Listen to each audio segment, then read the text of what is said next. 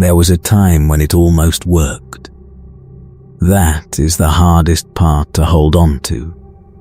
Not the betrayal, not the slaughter, not the 10,000 years of darkness that followed. The hardest part is knowing that for a brief, blazing period in the history of the human species, something extraordinary was being built. Something worth building. The stars were being reclaimed. The darkness of old night, that age of isolation and mutation and alien predation that had ground humanity down for 5,000 years, was giving way. World by world, system by system, the Emperor's armies were pushing it back. And the men who led those armies were not simply soldiers. They were something the galaxy had never seen before and has not seen since. 20 sons of a father who dreamed the largest dream in the history of consciousness, and who came one by one back to that father's side. This is the story of how that dream ended. Not in a single catastrophic moment. Not through the failure of a single battle or the treachery of a single man. But in the slow way that everything truly great ends, through the accumulation of wounds and silences, and misunderstandings and the patient, unhurried work of powers that had been waiting for exactly the right door to open.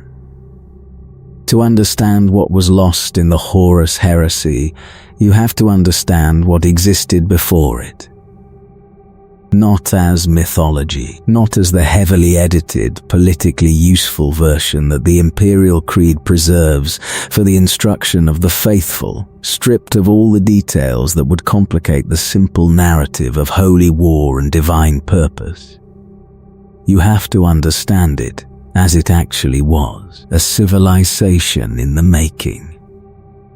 Extraordinary and flawed and alive, doing something that had not been done in 10,000 years, and doing it with the specific, urgent energy of people who understood that they had only a limited window in which to do it. The Great Crusade had been running for about 2 centuries by the time the first of the Primarchs was found. Its early years, the ones before the scattered sons came home, were fought with the Thunder Warriors, those powerful but unstable forerunners of the Space Marines, whose gene crafting had not been refined to the point of long-term stability.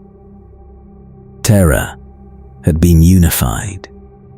The solar system had been secured, and the Emperor, that singular being whose true age and true nature the Imperium's official theology refuses to examine directly, had turned the machinery of a reunified humanity toward the stars, and the long work of bringing the lost colonies home. The work was brutal. There is no honest way to describe it that avoids that word. Worlds that had survived the age of strife had done so by finding whatever worked, and what worked in many cases was barbarism. Mutation was common. Alien rule was common. Xenos species had established themselves on human worlds while the warp storms cut those worlds off from each other, and some of those species had been there long enough that their removal required the kind of military effort that left the world significantly altered. The Crusade brought compliance, and compliance was not always a gentle gift. Sometimes it was a declaration of war against whatever had survived in humanity's absence. However that survival had been achieved.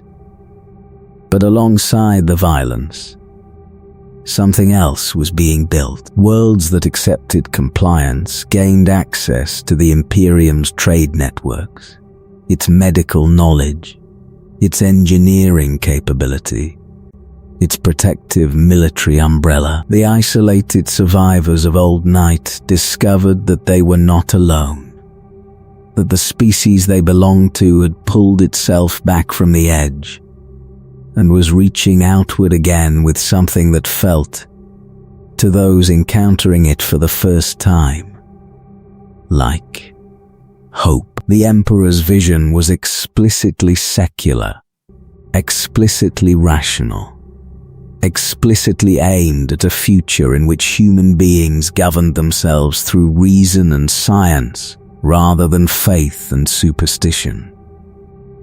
The imperial truth, he believed, with the certainty of a being who had lived through enough of humanity's history to have a long view on the subject, that faith had been one of the things that cost humanity the most during the darkness.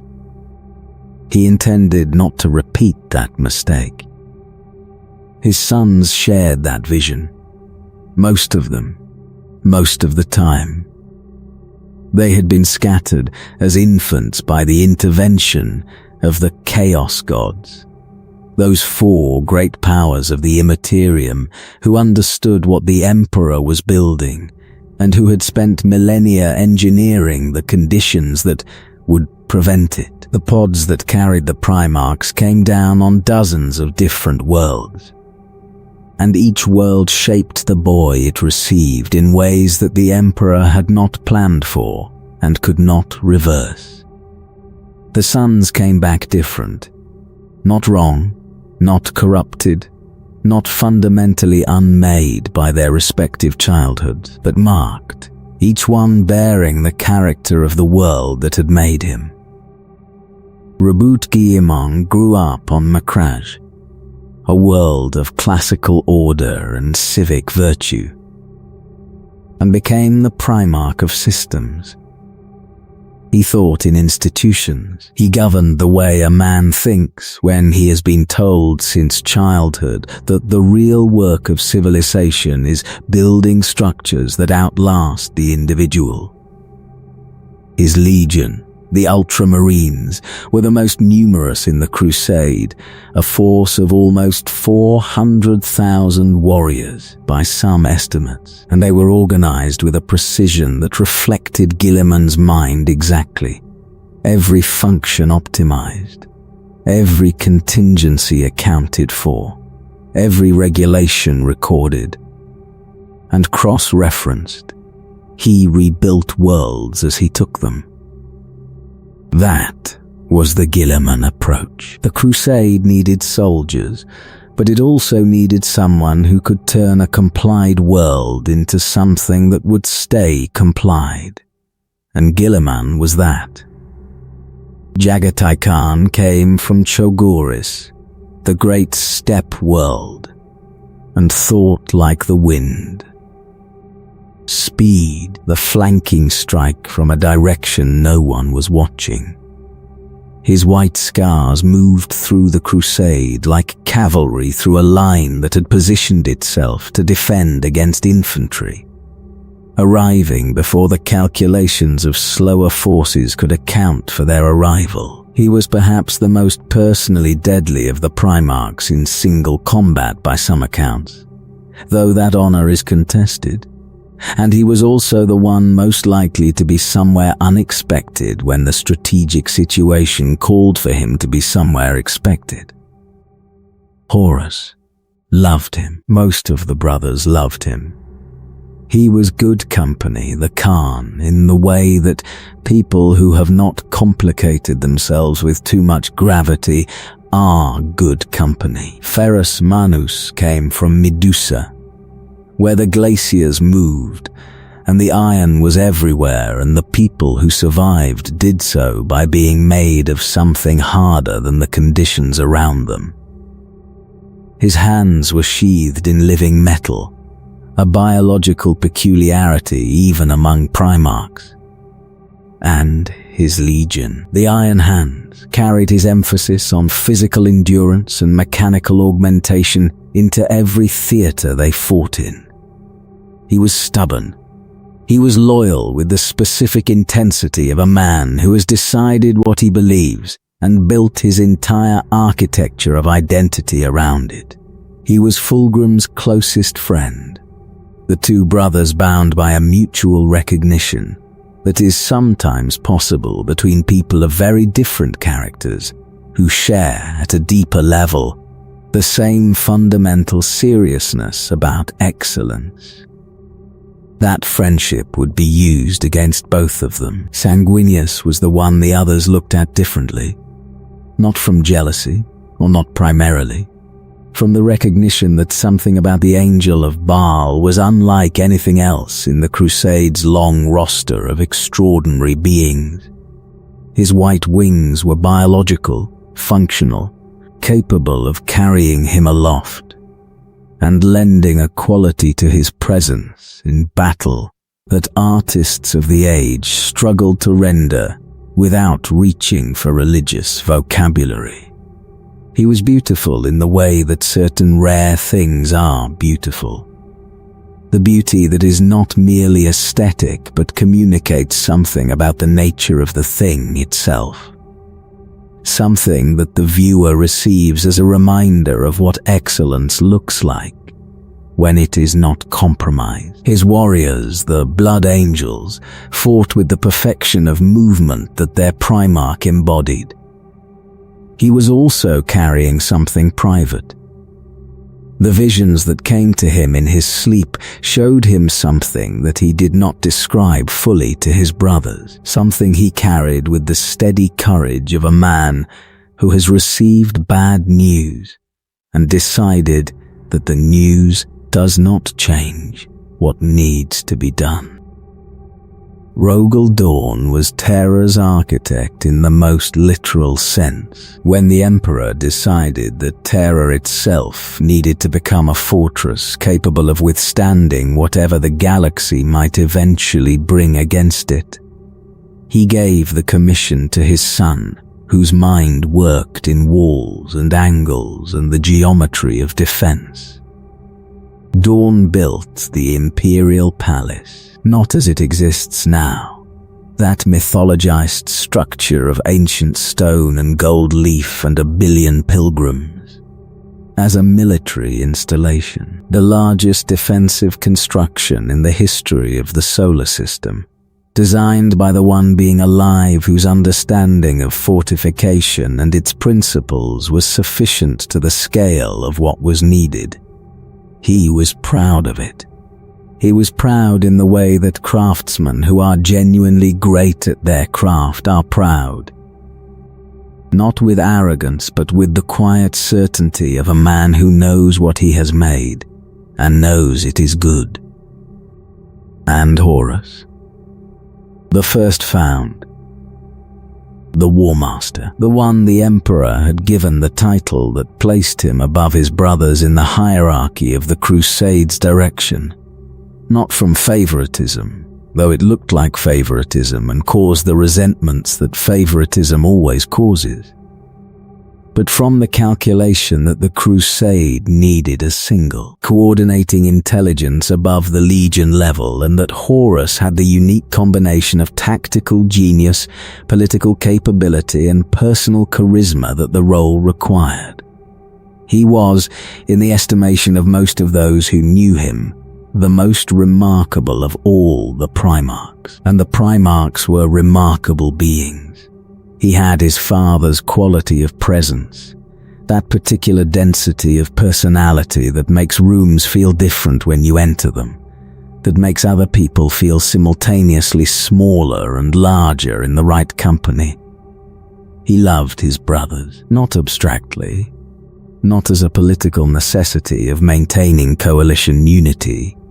Genuinely, he learned their languages when he could. He remembered the small things. He fought beside them when the tactical situation would have permitted him to direct from safety, because he was Horus Lupercal, and Horus Lupercal led from the front. The galaxy was being won. That is the simple version. 200 years of the Great Crusade had brought thousands of worlds into compliance, had made the Imperium of man a real and functioning entity rather than a collection of isolated systems surviving independently. The Astronomicon burned from Terra, that vast psychic beacon powered by the Emperor's will, giving the navigators their guiding light and making reliable warp travel possible across distances that the age of strife had rendered impassable. Trade moved. Communication moved. The machinery of civilization was turning over again for the first time in millennia. The Emperor, who had not left Terra himself in decades, was pursuing a project in the depths of the Imperial Palace that he had told almost no one about. A project that was, if successful, going to make the Astronomicon itself unnecessary and free humanity from its dependence on the dangerous currents of the warp. He had not shared this project's details even with most of his sons. This was, in retrospect, one of the first cracks. Not a dramatic one, not a thing that anyone could have pointed to in the moment and said, "There, that is where the heresy begins." The Emperor had reasons for keeping his own counsel, reasons that probably seemed sufficient to a being of his age and capability. He had lived long enough to know that secrets shared are secrets halved. He trusted his sons, but he trusted his own judgment about what they needed to know more. He had built an empire of 10,000 years over the course of his extraordinarily long life, mostly by making better decisions than those around him. The habit of superior judgment can make a mind less flexible to the possibility that in a particular case, in a particular relationship, the correct choice was transparency rather than management. His sons felt it, not all of them equally, not all of them consciously. But the relationship between a father and his children is one of the oldest and most psychically charged relationships in human experience. And when a father who has always been present begins to become absent, the children feel the absence even when they do not fully understand it. Horus felt it, the first found, the longest serving, the one who had been closest to his father during the Crusade's early decades, felt the Emperor's return to Terra not simply as a strategic reassignment, but as something with an emotional valence that the diplomatic vocabulary of the Crusade's high command could not quite contain. He continued the Crusade. He did it well, as he did everything well. The Warmaster led from the front and managed the Legion hierarchy from the rear with equal competence, directing 100 campaigns simultaneously through the staffs and command structures of the greatest military undertaking in history. The worlds kept falling. The Imperium kept growing, and in the dark between the stars, in the immaterium that lapped against the barriers of real space, like a tide against a wall, four powers that had existed long before the Imperium, and would exist long after it watched the Crusade's progress, and waited for the moment that they had been engineering toward for longer than most civilizations had existed. The moment came at Davin. But before Davin, there was Lorgar. And before Lorgar's betrayal made sense, there had to be Monarchia. Lorgar Aurelian had been building cathedrals in the Emperor's name across the galaxy for the better part of a century before the Emperor told him to stop. This requires some understanding to land with its full weight. Lorgar was the Primarch of the Word-Bearer's Legion, and the name of his legion was not metaphor. They were evangelists. Their compliance campaigns took longer than those of other legions, because conquest was not enough for Lorgar.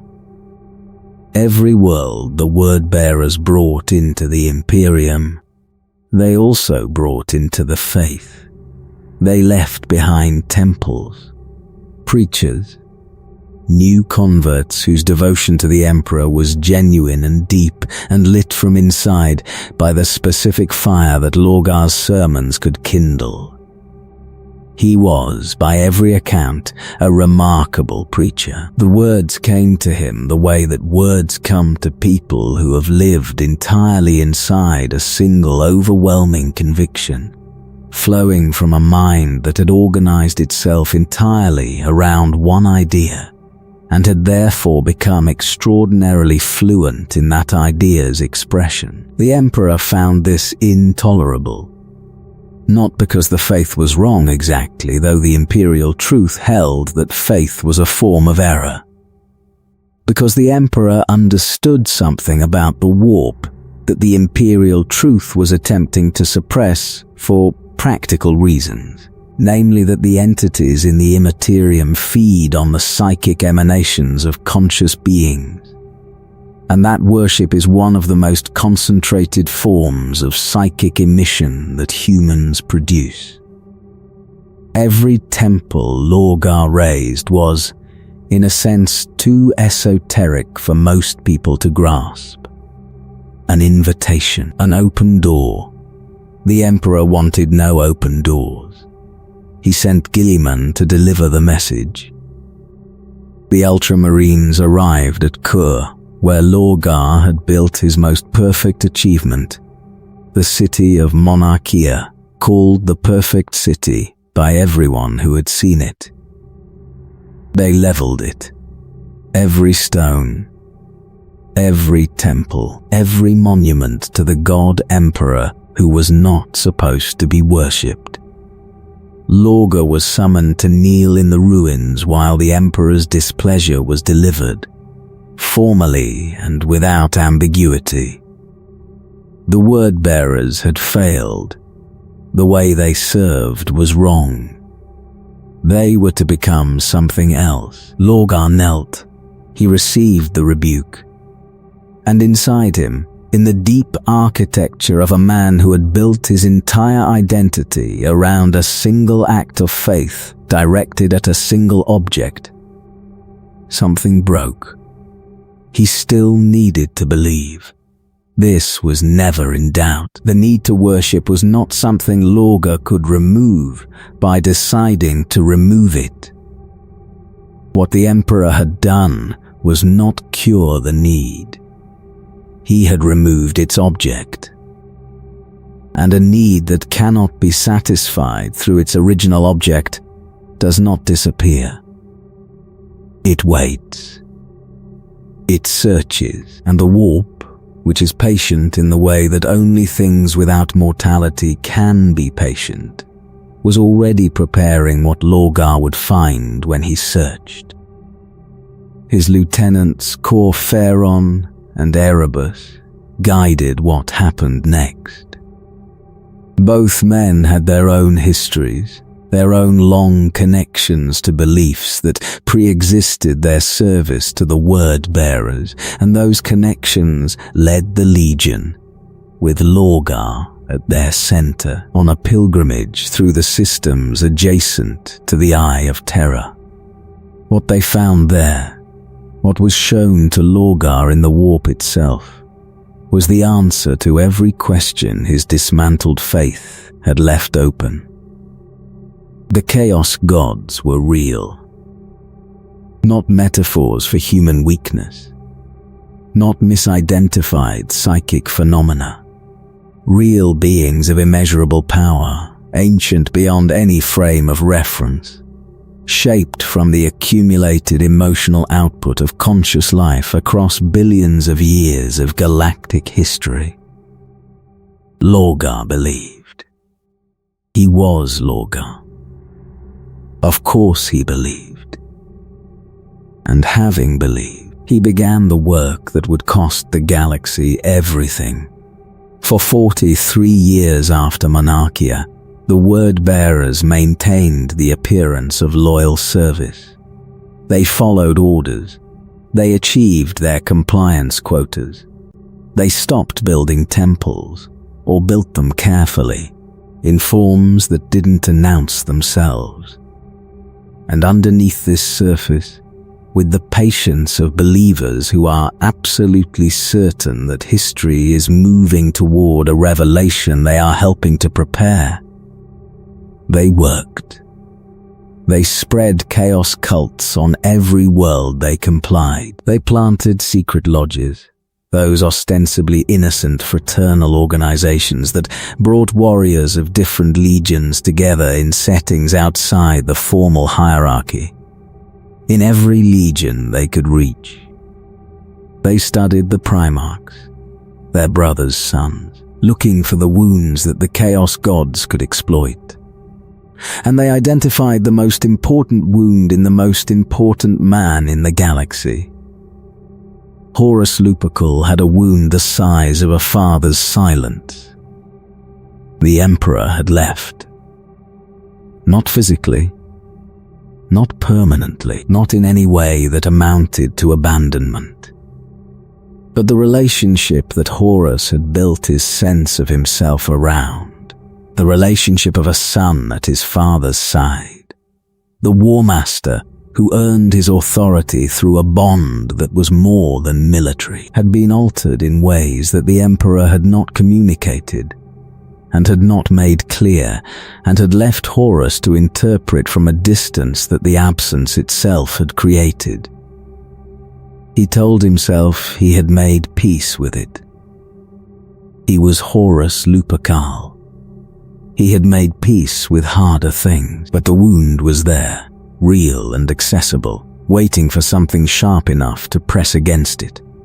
The instrument was Yugen Temba, a governor of a world called Davin, who had been left in his post years earlier, and had, in the Emperor's absence and the Crusade's relentless forward momentum, been forgotten. Ignored, left to govern a world that nobody was paying attention to in ways that nobody was checking, and Temba had responded to being forgotten the way that some men respond when no one is watching. He had fallen. And the specific means of his falling involved a blade that Erebus of the Word-Bearers had acquired and planted and waited for exactly the right pair of hands to hold. The blade was called the Kinnabrach Anathame. It was not simply a weapon, it was a vessel, a thing of Xenos origin and warp-touched purpose, carrying inside its material form an infection that was not biological but something older and more total. When Horus came to deal with Temba's rebellion, when he went down to the surface of Davin's moon with his warriors, and fought through the mouldering ruins of what Temba's madness had made, the blade found him. The wound it left did not bleed cleanly. It did not respond to medicine. It burned cold in ways that the apothecaries writing about it struggled to describe, and it pulled from Horus not simply blood, but something that the medical tradition of the Crusade had no adequate vocabulary for, something essential. He was dying. Horus Lupercal, the greatest of the Emperor's sons, was dying in the hold of his flagship from a wound that no surgeon could address.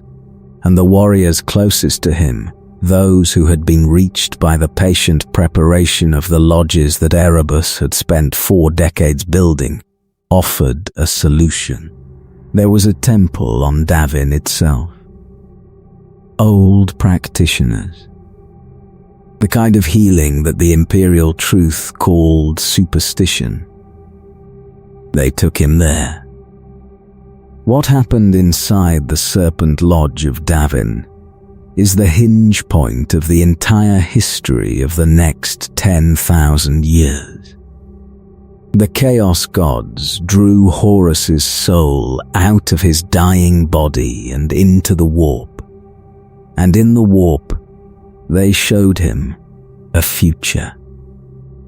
A carefully edited future, selected and presented with the malice of beings that had been manipulating intelligent consciousness for longer than humanity's entire evolutionary history.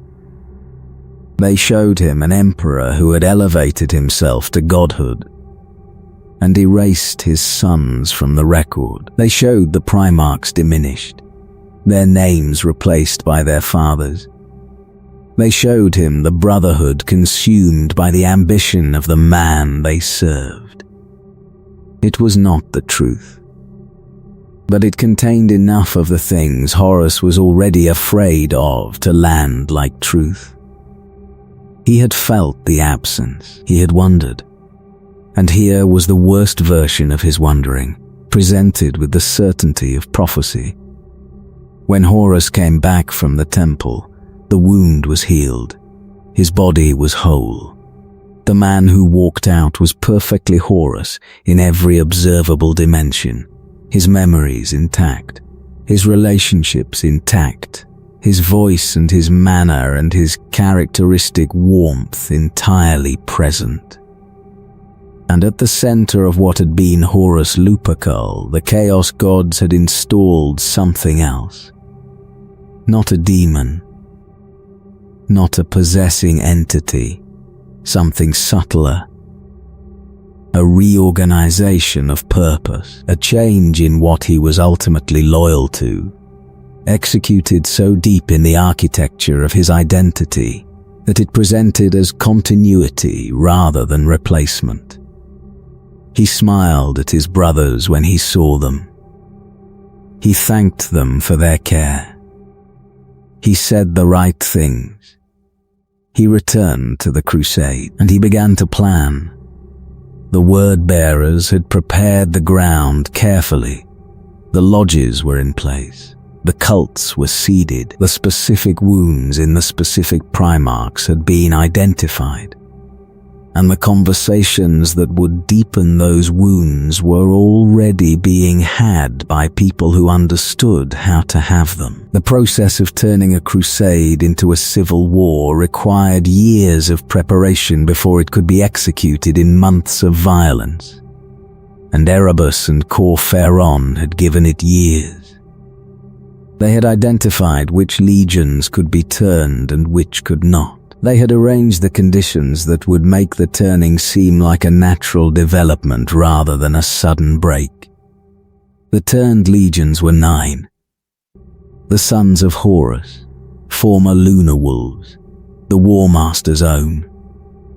The Emperor's children under Fulgrim, whose corruption had its own separate origin and its own devastating thoroughness.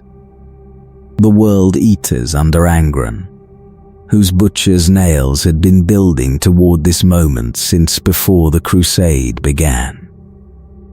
The Death Guard under Mortarion, who would fall in a way no one saw coming. The 1,000 Sons under Magnus, who would be pushed rather than seduced. The Word-bearers themselves, the Architects. The Night Lords under Conrad Curzay, who joined not from faith but from nihilism, because his visions had shown him where this was going. The Iron Warriors under Perturabo, building toward a cold revenge for a century of slights. And the Alpha Legion, whose motivations even now remain the most unclear. 9 legions. Against them, the galaxy. But before the galaxy knew what was coming, Horus needed to remove the loyal elements from his own forces. And what he chose to do about that problem is one of the most terrible events in a story that is not short of terrible events. He chose a world called Isstvan III. And he chose a weapon called the Life Eater. The Life Eater virus does what its name promises. It dissolves organic material with a completeness and a speed that removes any comfortable distance between what the weapon does and what it is. Not a bomb, not a fire, a dissolution. Everything biological, every living thing on the surface of a world reduced to biological slurry in minutes. And then the released gases ignite in the atmosphere and the world becomes a pyre. Isstvan III had a rebellion that needed addressing. Its governor, Vardus Prawl, had fallen to something the records describe in the vague language that documents use when the specific nature of what happened is too uncomfortable to state plainly. Horus was sent to deal with it. He went. And before he allowed the campaign to begin, before he permitted the legitimate military action against a legitimately rebellious governor, he did something that tells you everything about what Horus had become. Within the 4 legions under his direct command, there were warriors who would not follow him into betrayal. Warriors whose loyalty to the Emperor ran deeper than their loyalty to the Warmaster. Warriors who, when the choice was presented, would choose wrong. Horus could not afford them. He could not afford the complications they would create, and he could not afford the time it would take to manage them individually. So he arranged for them to be deployed to the surface of Isstvan III, sent into the campaign that was supposed to be about Vardus Praal's rebellion, and then he killed them from orbit. 8 billion people lived on Isstvan III. The Life Eater killed them all. It killed them in the first minutes of the bombardment, quickly enough that the dying was at least not prolonged. It also killed the loyal Marines who had been sent down ahead of the fleet, the warriors who had not yet been told what was happening because the telling was not part of the plan. They were supposed to die not knowing. Most of them would have, except for a captain of the Emperor's children named Saul Tarvitz, who had heard enough, pieced together enough of what the preparations implied, to understand what the virus bombs meant. Tarvitz ran. He commandeered a ship and drove it into the atmosphere against the orbital fire that Horus's fleet was already attempting, got to the surface before the bombs fell, and warned them. Thousands of warriors got to cover in time. Bunkers, tunnels, places that the Life Eater's dispersal pattern could not penetrate quickly enough to kill everything inside. The atmosphere burned above them. The world was dead. And when the fire cooled and the dust settled, those warriors were still alive on the surface of a consumed world, with no way off and no reason to believe rescue was coming. They fought. For months they held their positions against the forces Horus sent down to finish the job. Warriors of their own legions turned against them, fighting in the ruins of a dead civilization over the right to die on their feet rather than be executed from orbit. Angron went down personally. He led his World Eaters into the surface combat with the specific excess that was already becoming his legion's signature, and the Loyalists fought him, and some of them held against him longer than anyone had a right to expect. And in the end, the weight of it all was simply too much. Their names are not all recoverable. The records that should carry them were deliberately obscured or lost. But they held when they didn't have to, and died in the open when they could have died in hiding. And that is its own kind of record. While Isstvan III burned, a Death Guard officer named Nathaniel Garrow was making a different choice. He was Terran-born, Garrow, his loyalty to Terra older than his loyalty to Mortarian's legion, and when the evidence of what was happening became undeniable, he did not wait to see how it resolved. He took a frigate called the Eisenstein and broke for open space, carrying the first warning to reach the wider Imperium that the Warmaster had turned. He carried it through warp storms and pursuit and the desperate improvised navigation of a vessel not equipped for the crossing, and he got the message to Rogel Dawn. Dawn received the news the way a man receives something impossible that he has decided to act on anyway. He absorbed it. He assessed it. He made the decision that a Praetorian of the Imperial Palace makes when told that the greatest military force in history has just been turned against the thing it was built to protect. He dispatched 7 legions to deal with Horus. 7 legions, by any rational calculation, more than sufficient. Horus had prepared for 7 legions. The drop site massacre at Isstvan is one of those events that the vocabulary of war can describe factually and still fail to capture. 3 legions formed the first assault wave. The Iron Hands under Ferrus Manus, the Raven Guard under Corvus Corax, and the Salamanders under Vulcan. They descended into the Urgal Depression with the confidence of forces going into a fight with significant advantage. 3 legions of Space Marines against the defenses of a position that Horus's forces had established, with 4 more legions arriving behind them in support. They fought through fierce resistance. They pushed toward Horus's position, winning ground at cost, believing that every meter gained was bringing the battle closer to a conclusion. And then they stopped advancing, because the second wave needed to arrive and relieve the pressure before the push could continue. They looked back toward the landing zone. The second wave was arriving.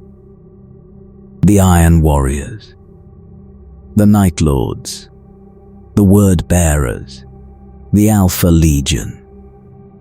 They landed in formation. They organized in good order. And then they turned their weapons on the forces in front of them. In the chaos of a sudden reversal, in the few seconds between seeing and understanding what was happening, the 3 loyalist legions found themselves attacked from 2 sides simultaneously. The traitor forces in front of them, the traitor forces behind.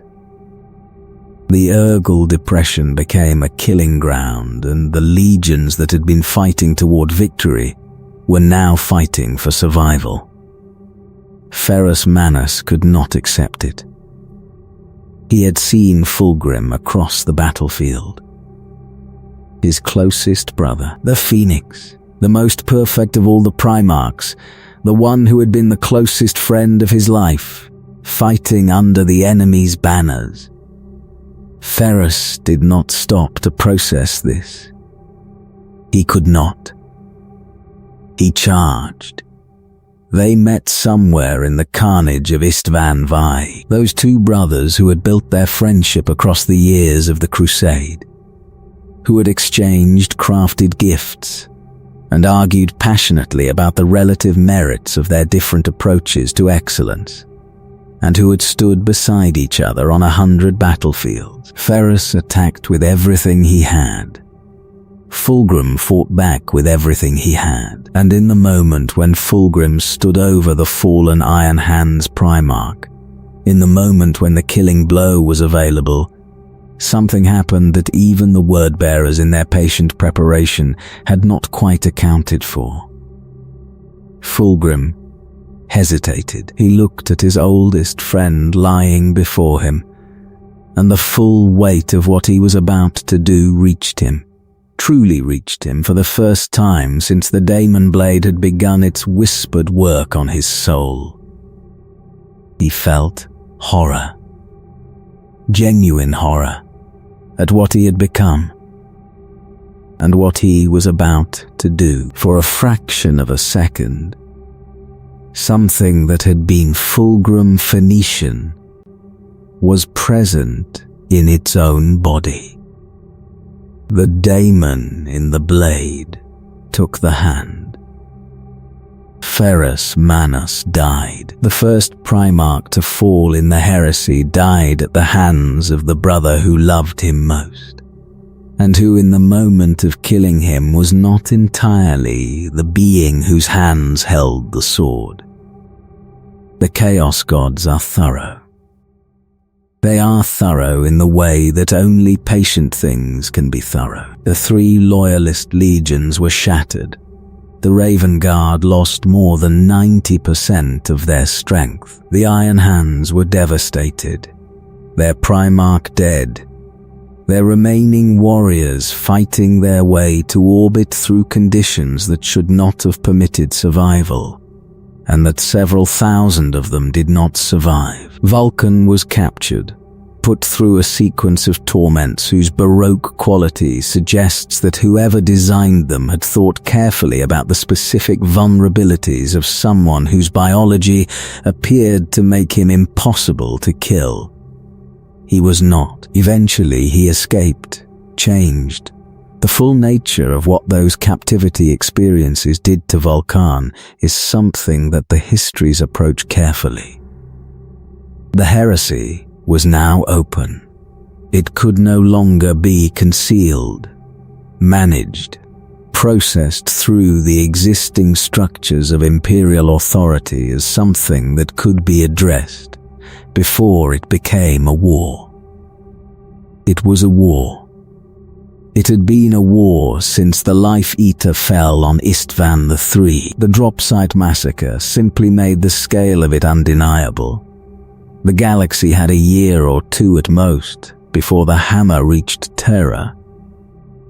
The question was what could be salvaged in the time that remained. The heresy did not go to Terra immediately. That is something people sometimes forget when they think about this period in broad strokes. The sense that Isstvan IV led directly to the siege. A straight line from betrayal to catastrophe. It was not a straight line. It was 7 years of war across multiple fronts simultaneously, each one intended to weaken the loyalist position before the hammer descended, each one costing the Imperium resources and legions and time that could not be recovered. The traitors had a plan. They had a plan in the way that beings who have been waiting for this moment for 40 years have a plan. Refined and stress-tested and prepared for contingencies. The plan was to neutralize the loyalist legions that could reach Terra in time to matter. The Ultramarines were the most numerous, nearly 400,000 warriors. If Guilliman marched on Terra, the Warmaster's forces would have been meeting a force large enough to seriously complicate their mathematics. He could not be allowed to march on Terra. And so the word-bearers were unleashed. The Battle of Calth was not a battle. It was an ambush executed on a scale that the word ambush inadequately describes. A betrayal so comprehensively planned that the Ultramarines had been positioned for it by the word-bearers' own requests for a joint muster, brought together in the Calth system for what was supposed to be a joint campaign, and subjected to a sudden and overwhelming attack the moment the word-bearers judged the timing right. The orbital bombardment came first. The word-bearers' ships fired on the Ultramarines' fleet while the ground forces were being deployed. And the bombardment was not targeted at military assets. It was targeted at the sun.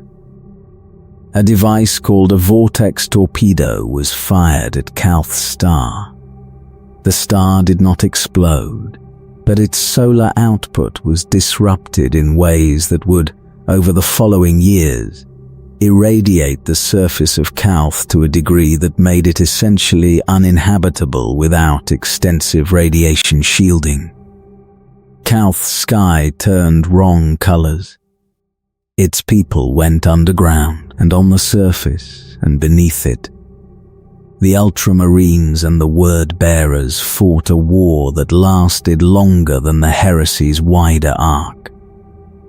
A grinding underground campaign that consumed both forces with the patient exhaustion of opponents who had found each other in a space too confined to maneuver out of.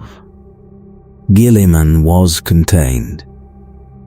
Not destroyed, he would fight his way free eventually, would spend the remaining years of the heresy attempting to build a counterforce from the legions available to him in Ultramar, constructing the infrastructure of resistance in the eastern galactic regions, while the war that would determine everything was fought half a galaxy away.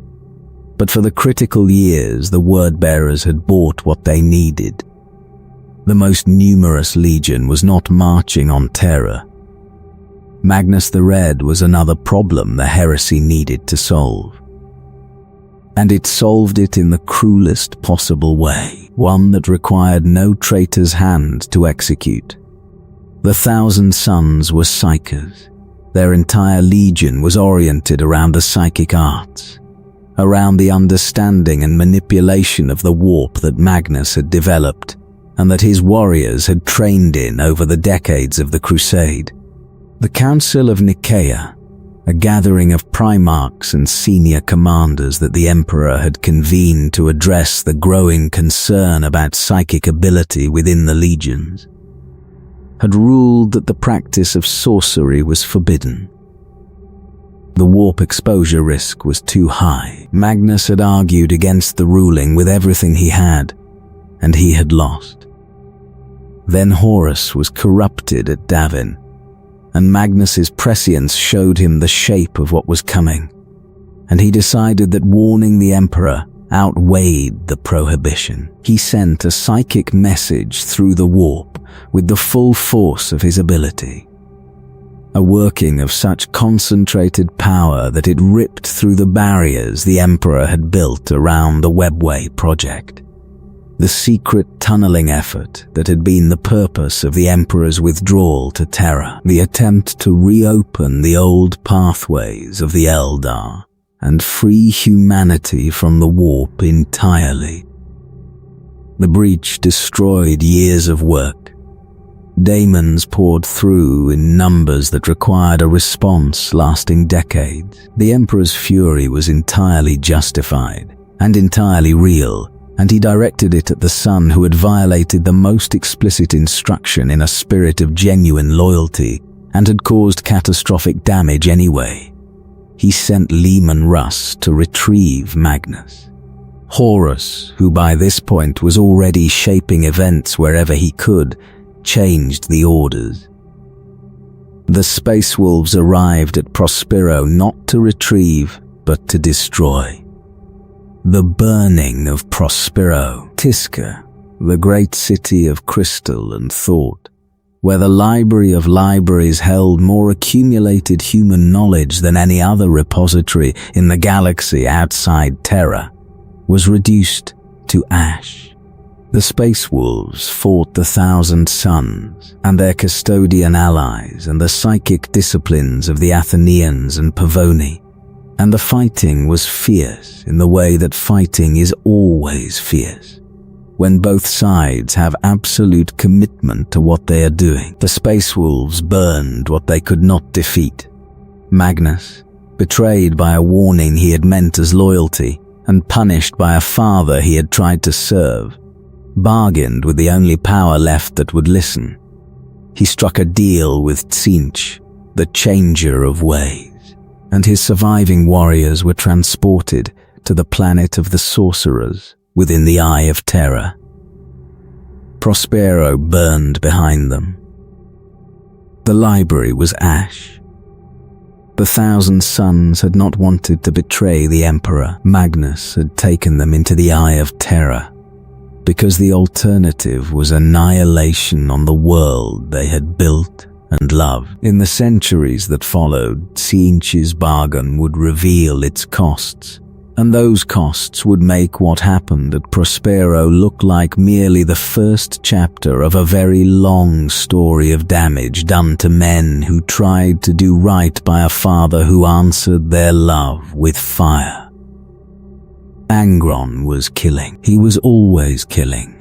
In this period and in every period that preceded and followed it. The World Eater's shadow crusade through the Ultramarines' territories with the Word-Bearers was a record of slaughter that the surviving populations of those systems were still trying to account for a century later.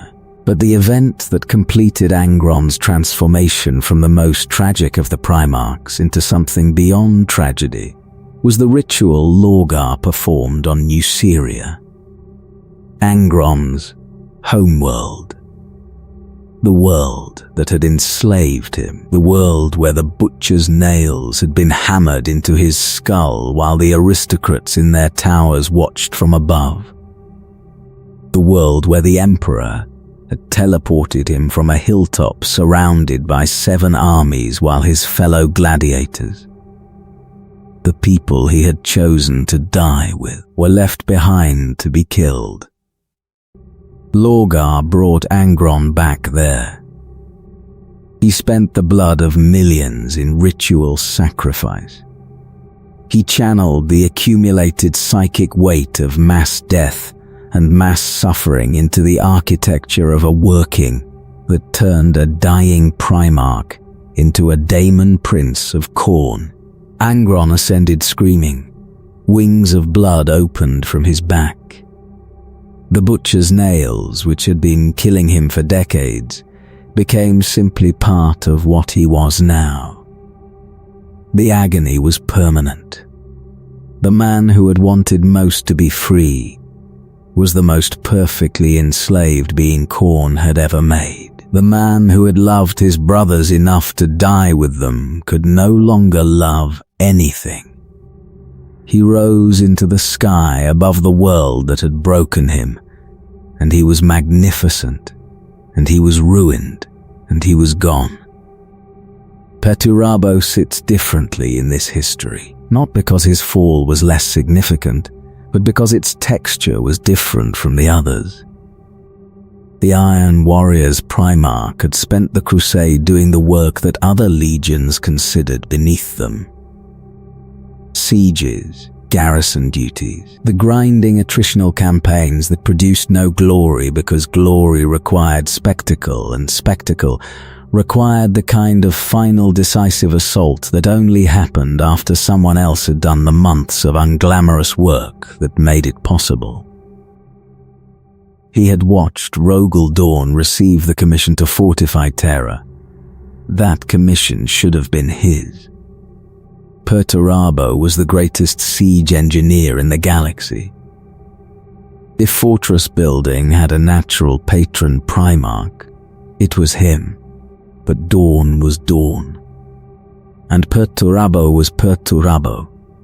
And somewhere in the politics of the Crusade's high command the decision had been made, and Perturabo had noted it in the meticulous internal ledger of grievances that he had been maintaining for decades, and that was, by the point of the heresy, a very long document. When Olympia rebelled, when his homeworld rose against the Imperium, Perturabo took his legion home. What he did there was not a suppression. The Iron Warriors conducted a decimation in the ancient and terrible sense of the word. Not 1 in 10. By the campaign's end, 3 million dead. The planet pacified through extermination. And in the palace of his childhood, Perturabo strangled Caliphone, the sister who had raised him, because she named his flaws and he could not accept the naming from anyone, even from love. He crossed the line himself, alone, in a room, with no audience. Whatever was left of the man who had wanted recognition and had never received it, went with her. He went to Horus, not as a believer, as a man who had burned the last bridge and had nowhere else to walk. While all of this was happening, Conrad Curzay was being hunted by the Lion. The Thramas Crusade, as the campaign between the Dark Angels and the Night Lords was called, ran for years across the Thramas sector. 2 Primarchs and 2 legions in a conflict whose political outcome was never going to settle the larger war, but whose personal dimension, the philosophical confrontation between a being of deliberate cold justice and a being of deliberate active terror, produced exchanges that have been debated and dissected by scholars of the period ever since. Curzay was captured. Eventually he was taken to Guilliman, who argued with him. He was taken to Macragge, where the argument about whether the Imperium and Nostramo were different in kind or only in degree was conducted between 2 beings who disagreed in ways that neither fully resolved. And then Curzay escaped. Because Curzay always escaped, and the Night Lords continued their campaigns in the darkness, and the Thramas sector was left to pick up the pieces. 7 years. Multiple fronts, the loyalists fighting, holding actions everywhere, while the traitors ate the Imperium from within and prepared the forces that would eventually be pointed toward Terra. Guilliman building his alternative structure in the east, what he called the Imperium Secundus in the darkest years, when he genuinely believed Terra had fallen and the line needed to hold somewhere. Dawn fortifying the palace with everything he had, working from the calculations of a man who understood fortification at the highest level, and understood that what was coming was going to test that understanding harder than anything in the Crusade had tested it. And Horus advancing. Slowly at first, then with the gathering momentum of a force that has stripped away its opposition 1 piece at a time, and is now closing on the final objective. Closer to Terra, closer to the Emperor, closer to the confrontation that his visions, or what had been installed in place of his visions, had shown him ending in total victory. He was wrong about how it would end, but he would not know that for another 7 years. The fleet that Horus brought to Terra was the largest military force in the history of the human species. This is not hyperbole. The Crusade at its height had deployed more total manpower across more fronts simultaneously, but never concentrated on a single objective. What assembled in the outer system over the weeks before the assault began was everything that 7 years of preparation had built toward. The traitor legions in their full remaining strength, the millions of mortal soldiers that had been recruited or conscripted or corrupted across the campaign's long arc, the daemon engines and the possessed war machines and the warp, touched auxiliaries whose nature the military catalogues of the time classified under labels that kept shifting as the analysts struggled to define what they were looking at. The Chaos Gods, who had invested everything in this moment, were present in the way that forces of the Immaterium are present at moments of catastrophic psychic significance, pressing against the membrane of real space with the hunger of things that have been patient for a very long time. Rogel Dawn had known it was coming. He had been building for it. Every resource that Terra could provide, every fortress wall that could be raised, every gun emplacement that could be constructed in the time available, had been constructed. The orbital platforms bristled with weapons. The atmospheric defense grids were calibrated. The Imperial Palace itself, that vast structure that Dawn had spent years perfecting as a military installation without sacrificing the symbolic weight of what it represented, was prepared for a siege of indefinite duration. Stored material for decades. Redundant power system, overlapping defensive rings that forced any attacker to fight through multiple prepared positions before reaching the inner sanctum. It was, by any objective assessment, a formidable defense. And it was not enough. Quite not because Dawn had made errors. He had not made errors. It was not enough. Because the force coming for it was what it was, and because the warp itself was on the side of the attackers in ways that no amount of physical fortification can fully address. The orbital engagement came first. The Loyalist fleet, Battle Fleet Solar, fought the traitor Armada in the space above Terra with the knowledge that losing the orbital battle meant the planet below was open to bombardment from the most powerful collection of warships ever assembled. They fought. They took losses that the fleet could not sustain indefinitely, and inflicted losses that the traitor fleet could not sustain indefinitely. And the balance was close enough that the engagement lasted days before the orbital defense platforms began to fall. When they fell, the landing began, not everywhere at once. The traitor approach to Terra was methodical, controlled by Horus with the tactical intelligence that had made him the greatest military commander of his age. Siege lines were established on the approach to the palace, the outer city, the vast hab blocks and civilian districts that surrounded the imperial complex, became a battleground. And what that meant for the people who had been living in those districts when the armies arrived is something that the histories of the period describe with the same careful omissions that the histories of all sieges use when the civilian cost becomes too large to state plainly. The Loyalists fought in the outer rings, the Space Marine chapters, the Custodians, the Sisters of Silence, the Imperial Guard formations of the Tertius and Nonus armies, all of them committed to holding ground in a defensive arc that was designed to slow the advance rather than stop it, to force the traitors to spend time on each position, to delay the moment when the palace itself would be directly engaged.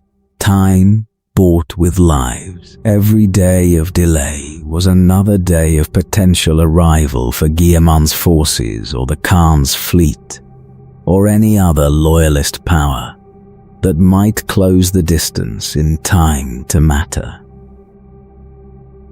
The chaos pressure on the defenders went beyond the physical. The warp was active in ways that had no precedent in the Crusade's experience. Psychers and astropaths and navigators in the palace complex reported a constant, grinding, suffocating pressure on their connection to whatever they connected to. A weight at the edge of perception that introduced despair into minds trained to resist ordinary fear. The air in the outer corridors of the palace had qualities that the material sciences could not account for. The dead did not always stay properly dead.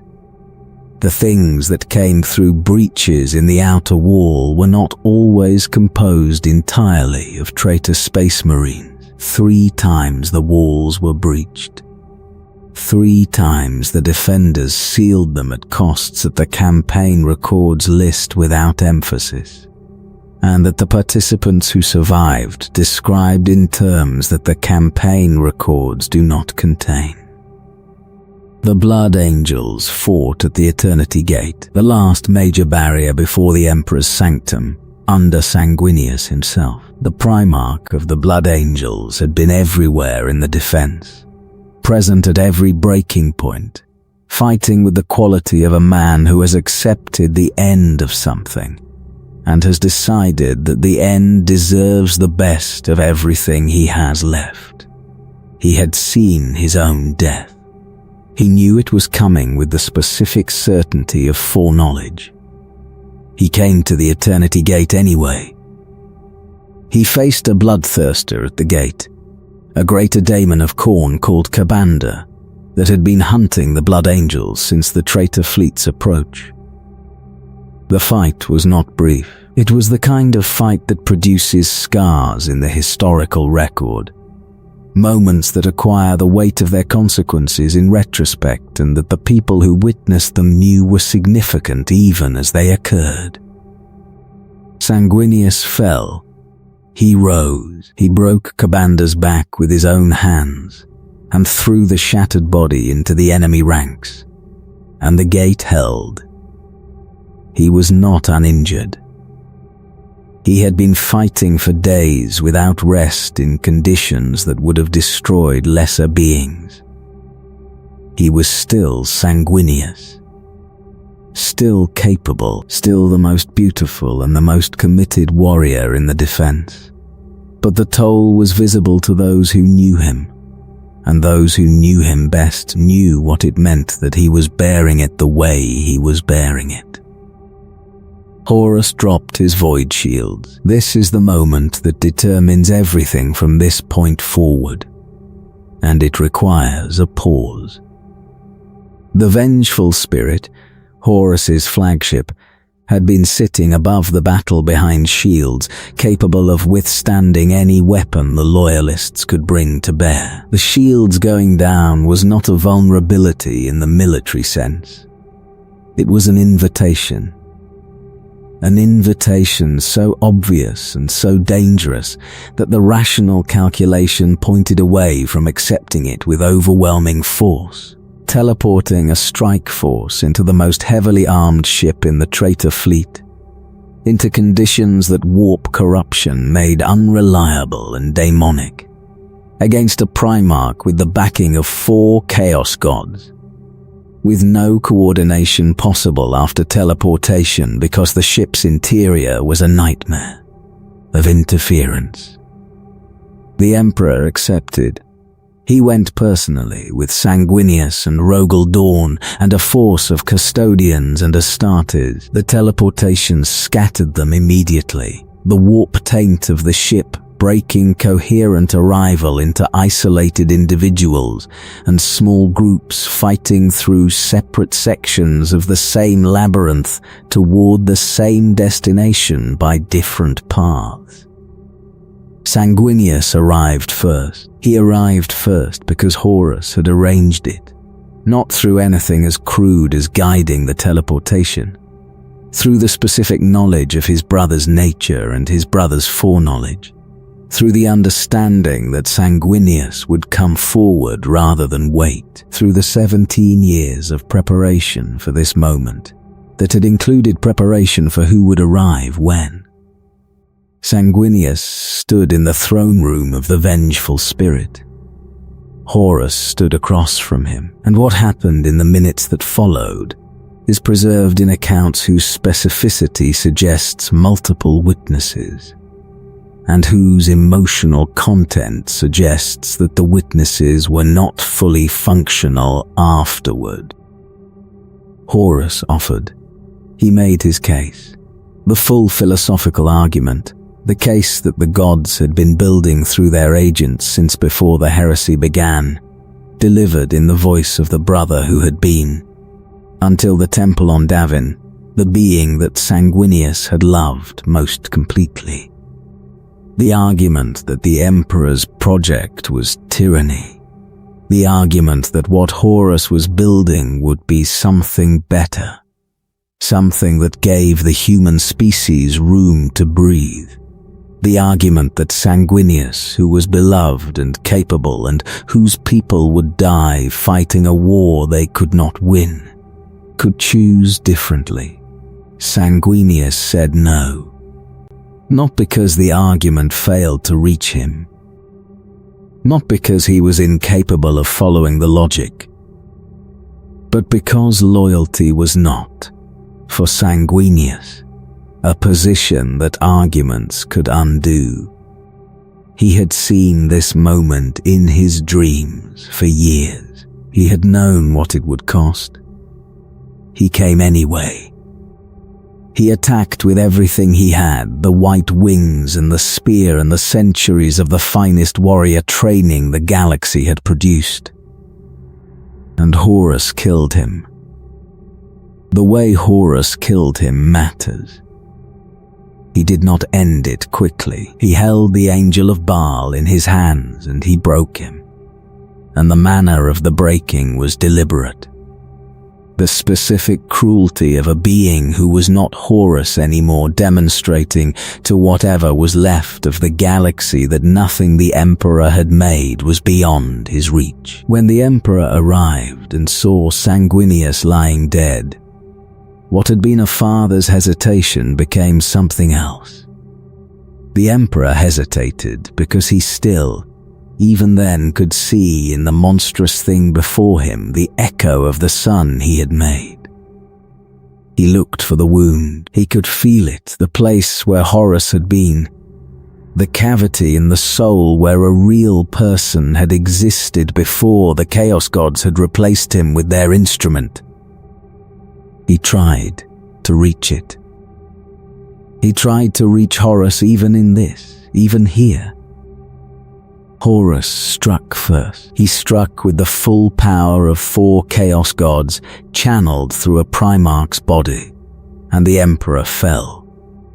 Broken in ways that were not purely physical, wounded at a level of the psychic reality that the Golden Throne would be needed to sustain.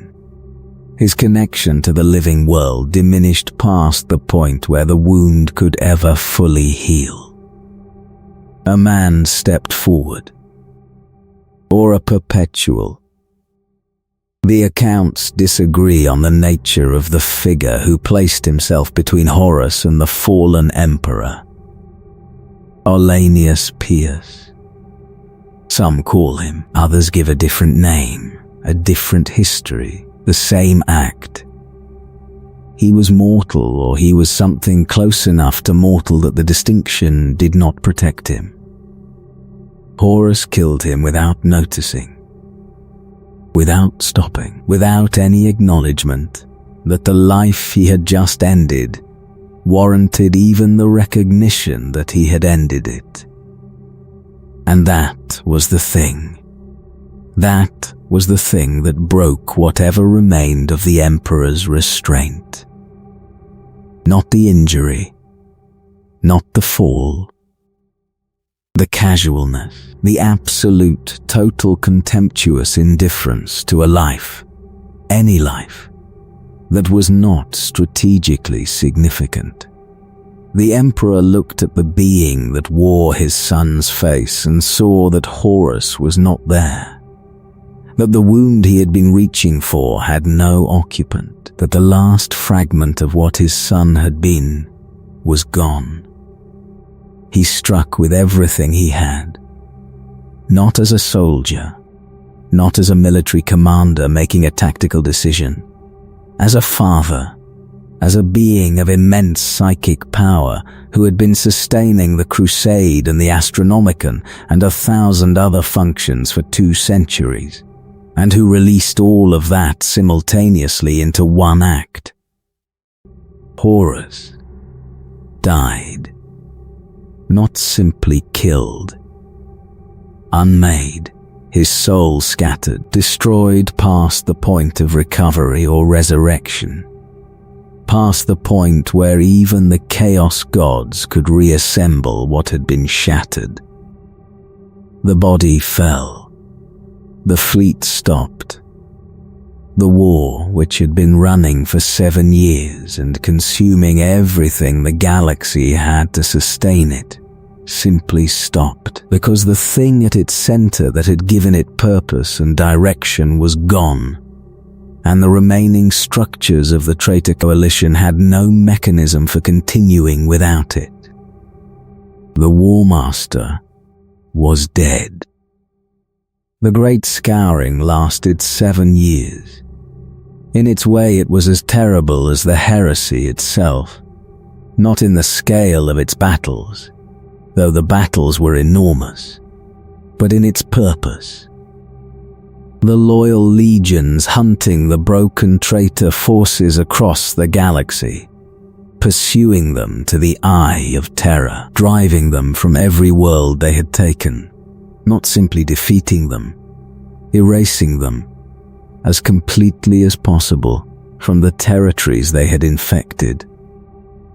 The worlds that had fallen to chaos had to be retaken, and retaking them cost what retaking cost. And what was found on some of those worlds required responses that the legions performing them carried differently depending on what those responses required of them.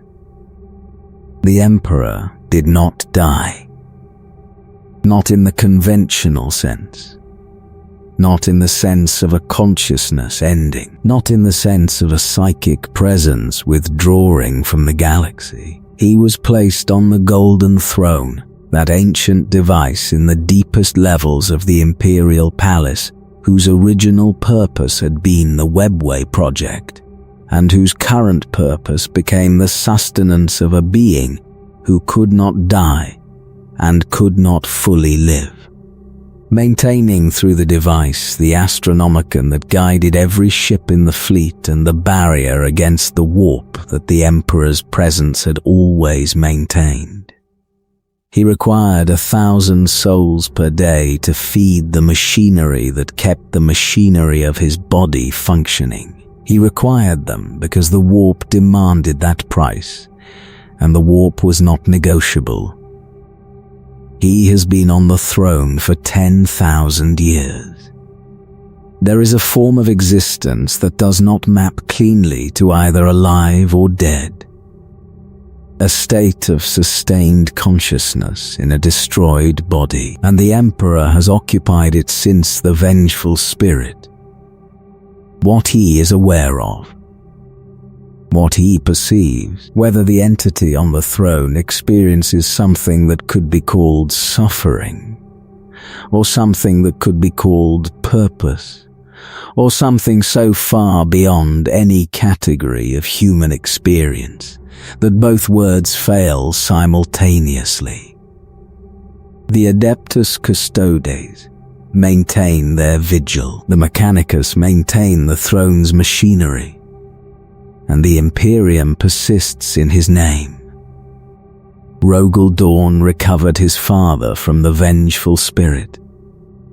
He carried the broken body back to Terra himself. The account of what that journey looked like, what Dawn said or did not say as he brought the Emperor home, is not part of the official record. It is in a few personal accounts, fragments of testimony, and in the way that Dawn threw himself into the Great Scouring afterward, with a ferocity that his contemporaries noted as qualitatively different from anything they had seen from him before. The Praetorian who had built the walls that were supposed to prevent this, who had fortified everything that could be fortified, and had not been able to prevent the impossible from becoming fact, drove himself into the aftermath with the specific energy of a man who has decided that there is nothing left to do except work.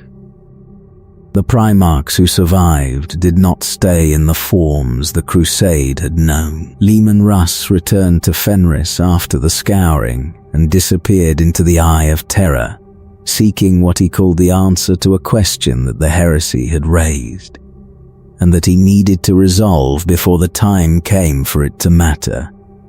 He left behind a legend and a date. Someday, when the wolf's time comes again. Jagatai Khan also vanished, chasing his quarry into the Dark Eldar's realm and not returning. The legions lost their Primarchs as the dust settled one by one, and the age that had produced such beings gave way to something different. Guilliman decreed the Codex Astartes. After the Scouring, facing the reality that the legions themselves had been the mechanism of the heresy's execution, that massed space marine forces under single primarchs had proven to be vulnerabilities as much as weapons. He rewrote the organizational foundation of the Adeptus Astartes. Legions were broken into chapters. No single commander would control more than 1,000 space marines. The organizational diversity that resulted would prevent any future Warmaster from turning a force of this capability against its maker. Dawn resisted this bitterly. The two Primarchs argued with an intensity that the historical record preserves in its own muted way, in the language of institutional debate that masks the personal grief underneath it. In the end, Guilliman prevailed. The second founding divided the legions. The chapters we know today are the inheritors of that decision. The traitor legions retreated into the eye of Terra and became what the eye makes of things, the slow centuries of mutation and fragmentation, and the long war, the campaign against the Imperium that was always going to continue, but that lost, without the Warmaster, and without the specific window of opportunity the heresy had briefly opened, the quality of direction that might have made it decisive. They are still there, still pressing, still carrying the wounds that their falls inflicted on them, the wounds that 10,000 years have made permanent, and that the Chaos Gods continue to exploit with the patience of powers that do not experience time the way that mortals do. What does it all mean? What did the Horus Heresy do to the galaxy beyond the specific military and political outcomes that the histories record? It made the Imperium what it is. This is the most direct answer. The Imperium of the 41st millennium, that vast, paranoid, faith-saturated civilization organized around the worship of an emperor who cannot be asked whether he wants to be worshipped, whose institutional culture is built on mistrust, and whose relationship to innovation is shaped by the specific terror of what happens when things change in the wrong direction, is the direct and logical product of what was done in those 7 years. The imperial truth, the secular, rational vision that the emperor had built the crusade on, died at Isstvan. The faith that replaced it was not entirely wrong. The emperor was real. The warp was dangerous in exactly the ways the chaplains described, but the faith also became something that closed the Imperium around its own wounds rather than allowing them to be addressed, that treated inquiry as potential heresy and change as potential corruption, that has for 10,000 years mistaken stasis for safety and isolation for protection. The Primarchs were not supposed to be mythologized. They were supposed to be its leaders. The Space Marines were not supposed to be angels. They were supposed to be soldiers. The Emperor was not supposed to be a god. He explicitly did not want to be a god. And the heresy made gods of all of them, because the heresy created the need for something beyond the human to anchor the faith that the human experience of the aftermath had made necessary. You cannot ask billions of people to maintain loyalty to a civilization grinding through the worst conditions the galaxy can produce without giving them something to anchor the loyalty to. The Emperor on the throne became that anchor, and the mythologization followed with the logic of its own necessity. The sons who stayed loyal carry their own losses. The Blood Angels carry Sanguinius in their blood, literally, in the gene seed that was changed by the psychic explosion of his death, and that produces in every subsequent generation the echoes of his final moments. The red thirst, the black rage. The warriors who experience the Death Company, who relive Sanguinius's final battle in the minds of successors born 10,000 years later, are the living proof that some losses do not stop bleeding. They are the most human of the Space Marine chapters, in some ways, the most prone to the rage and the grief that their gene father could not protect them from. And they fight with the specific intensity of beings who are always, at some level, fighting for someone already dead. The Dark Angels carry a different wound, one that cuts differently because it came from within. Not all of the Legion survived Caliban's destruction as loyalists.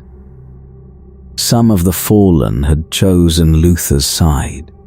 And the question of what that means, the question of whether the First Legion's honor can truly be considered unsullied while any warrior who bears their gene seed remains unredeemed, is the question that the Dark Angels have been unable to resolve for 10,000 years.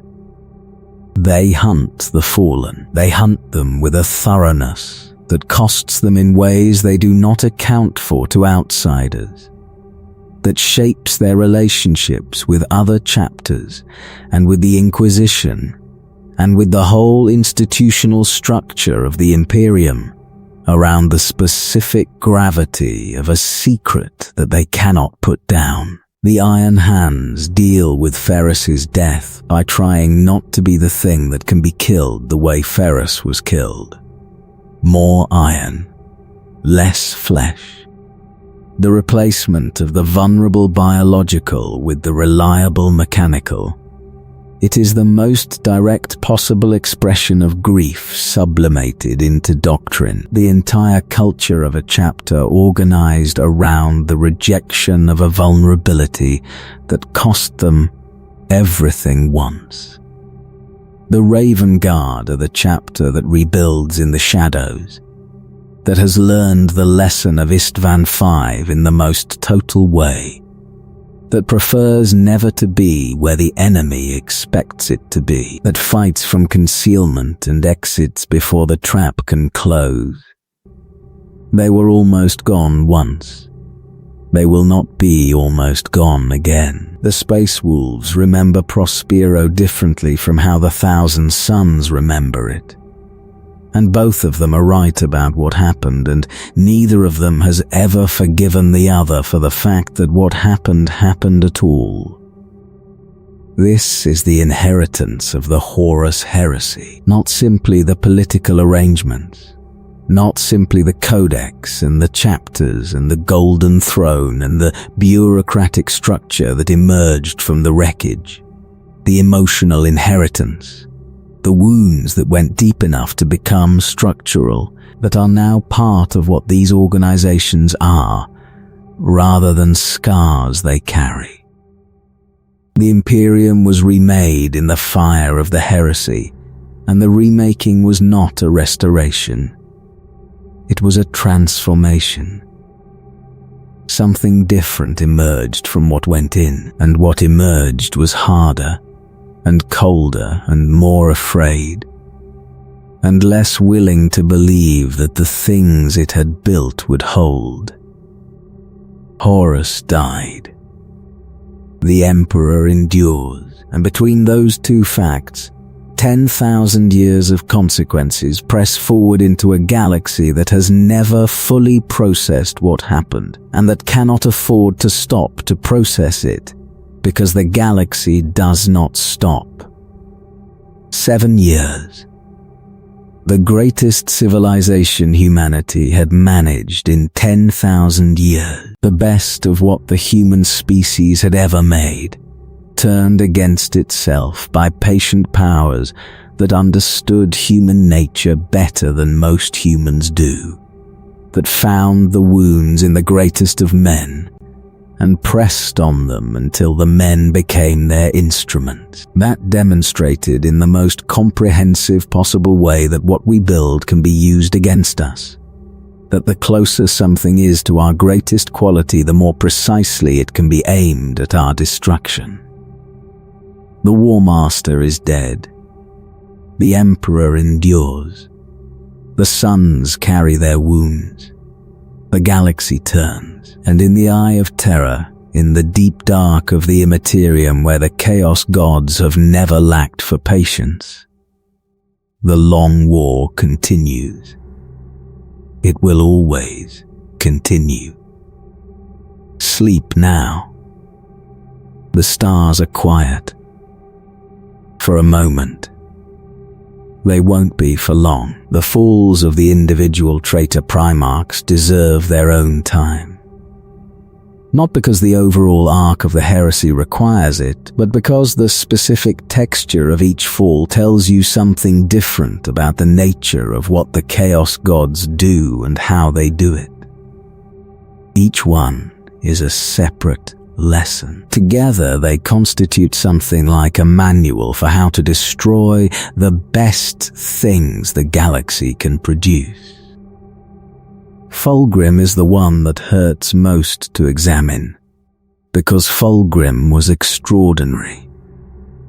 Fulgrim Phoenician, Primarch of the Emperor's Children, was found on Kamos, a world of miners and grey skies that had forgotten what beauty was, and he had given it back to them. He had rebuilt Kemos around the idea that excellence was not a luxury but a necessity, that a civilization which could produce only what was required had already failed at the most important part of what civilizations were for. He was gifted in ways that exceeded the usual extraordinary baseline of the Primarchs.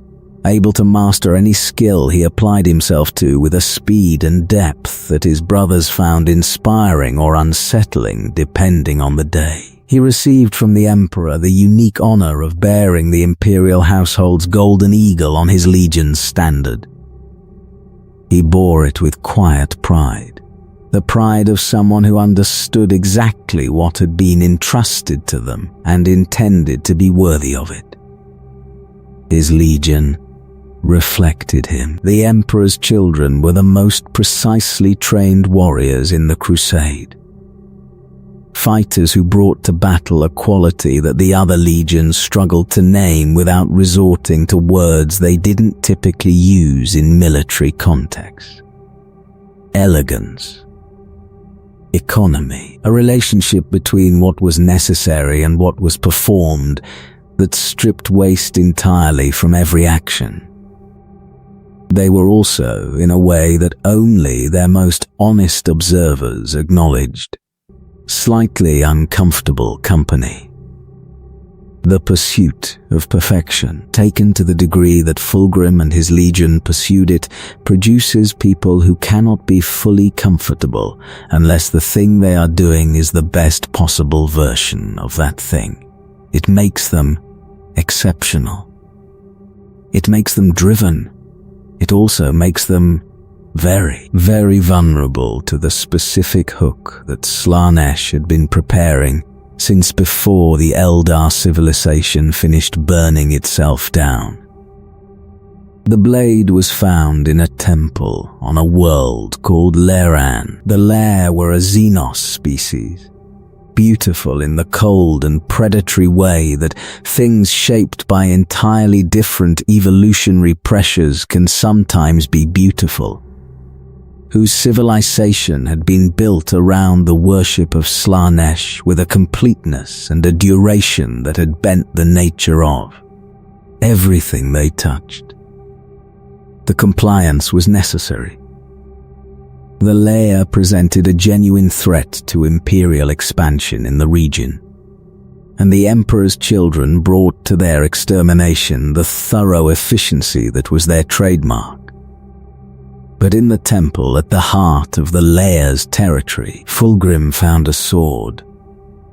It was extraordinary. Of course it was. The daemon inside it had been waiting for someone it could work with, and the daemon had very specific tastes, and Fulgrim's genetic gift for immediate mastery of any physical discipline made the blade perfect for him in every sense except the one that mattered. He took it. He told himself he took it because it was remarkable, and he could not pass remarkable things without claiming them. He took it and he carried it, and the daemon began to whisper, and the whispers spoke Fulgrim's language, the language of perfection and the gap between what he was and what he could be. And he listened, because the whispers were calibrated to be exactly what he wanted to hear. The corruption of the Emperor's children was not the overnight corruption of a weak mind surprised by temptation. It was the corruption of a strong mind, whose very strength had been identified as the precise vulnerability, whose commitment to excellence became in Slaanesh's hands a commitment to excess, whose love of mastery became an addiction to sensation that could not be mastered, because each new sensation dulled the capacity for the next and required escalation to produce the same intensity. By the time of Isstvan, the Emperor's children were not simply warriors in bad moral standing. They were something that earlier generations of their own legion would have found unrecognizable, the pursuit of experience as its own end, the removal of the last limit on the appetite, the journey that had started as the pursuit of excellence and had become the pursuit of sensation until the two things were indistinguishable. What makes Fulgrim's story the most painful is the moment at Isstvan V. The moment when he stood over Ferrus Manus and hesitated. Because in that hesitation, the real Fulgrim was present. Briefly, genuinely present. Feeling the full weight of what he was about to do, and finding it horrible, he was still there. The man who had built his life around genuine excellence and genuine friendship was still there, trapped, aware. And the daemon took his hand, and after that moment, the daemon took everything else, imprisoning Fulgrim's consciousness in a painting aboard his flagship and wearing his body like a costume, expressing Slaanesh's purpose through the flesh of the most perfect warrior the Emperor had ever made. By the time Fulgrim eventually reclaimed his own body and ascended to daemonhood, the reclaiming was not a victory. The centuries of imprisonment had not kept him intact. What emerged from the struggle for his own flesh was a daemon prince of Slaanesh, a four-armed serpentine thing of terrible beauty and infinite appetite. And the man who had wanted to be excellent, genuinely excellent in a way that mattered, was somewhere in there, looking out at what he had become. That is the gift Slaanesh gave him, an eternity of becoming the opposite of what he had sought. Mortarian's fall came from the direction no one saw. The Death Guard were the toughest warriors in the Crusade.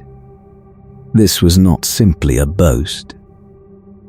It was an objective fact that the Crusade's other legions acknowledged, however reluctantly when pressed. The Death Guard could fight in conditions that killed Astartes from other legions. Their apothecaries barely existed as a function because the warriors rarely needed them. Their Primarch, found on the death world of Barbarous amid toxic clouds that killed everything mortal, had been shaped by a specific hatred of the exact forces that would eventually claim him. He hated sorcery.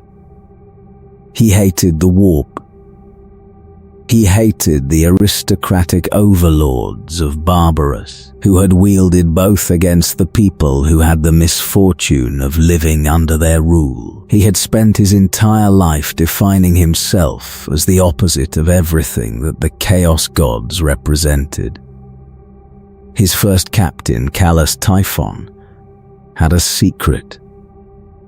He had been hiding it for decades. Typhon was a psyker, not a powerful one by the standards of legions that cultivated psychic ability, but a psyker nonetheless, in a legion whose primarch had made the suppression of psychic ability within his ranks a personal priority. He was also, beneath the surface of his loyal service, a devoted servant of Nurgle, who had been working toward a moment that his patron had shown him long in advance. The moment came on the journey to Terra. The Death Guard fleet required warp transit. Typhon killed the navigators, quietly, efficiently, on charges that he fabricated with care. And then he becalmed the fleet in the warp, cutting the drives and leaving 30 warships drifting in the Imperium without destination or navigation. Days passed. The plague came. Not from outside, from Typhon, from whatever Nurgle had been cultivating in him across the decades of his hidden devotion, released into the enclosed environment of warp-soaked ships where there was nowhere to go and no way out. The Death Guard's legendary resistance, the very thing that made them who they were, became the weapon. They could not die. They could not fight the disease off. They could only suffer in the enclosed dark of ships that the warp pressed against from every side, in a condition with no end and no relief for days that became weeks. Mortarion endured. Of course he endured. He was Mortarion. He endured in the way he endured everything, with absolute refusal to acknowledge that the thing he was experiencing was defeating him. Suffering with his legion in the specific quality of pride that had always been his most uncompromising characteristic. But around him his warriors were screaming in the dark. The most stoic soldiers in the galaxy were begging for a death that would not come. And at the point where the endurance had become something worse than any death could have been, Mortarion did the only thing left. He made an offering to whatever was in the warp around him, to whatever power had done this and could undo it. He offered himself and his legion to anything that would end it. The plague did not end. It completed. The Death Guard became the plague, their rotting, dying bodies not healed but finalized, their corruption not a process anymore but a state, so that what had been killing them was simply what they now were. Plague Marines. Nurgle's beloved children. The suffering did not end. It was reframed as holy, made permanent and called sacred. The specific theology of decay that makes the difference between a wound and a blessing entirely a matter of which power you attribute it to. Mortarion, who had spent his life hating sorcery and the warp and the corruption of power and everything that Nurgle embodied, became the Daemon Primarch of Nurgle. Typhon, the psyker he had never known was a psyker, became Typhus, the host of the Destroyer Hive, his body a walking vessel for every plague his patron could express through him. They were the most thoroughly inverted of all the fallen Primarchs, the ones whose fall required the absolute reversal of everything they had been. Because that reversal was the point. Nurgle does not simply corrupt. Nurgle completes. He takes what you are and he turns it into its own worst expression. And he calls the completion a gift. And in the specific madness of his embrace, even the gift is real. Mortarion does not suffer. Exactly. Not now. He has accepted, and the acceptance is as total and as permanent as everything else about what he became. Magnus is the one that keeps returning to a different question. The others fell through their vices, through pride or obsession or the exploitation of genuine wounds. Magnus fell partly through a virtue, his foreknowledge, his love for his father, which drove him to warn the Emperor of the heresy at any cost, and which cost him his world and his legion and his relationship to the Emperor permanently. He fell, if that is even the right word, through a choice that was motivated by genuine loyalty, and that produced consequences that loyalty alone could not have predicted or prevented. But Magnus had also made a bargain with Tzeentch years before the heresy. The flesh change, that catastrophic mutation that was devouring his legion's warriors in convulsing, transforming agony, had required a solution, and Magnus had found one by offering an eye. To what exactly, he did not fully understand at the time.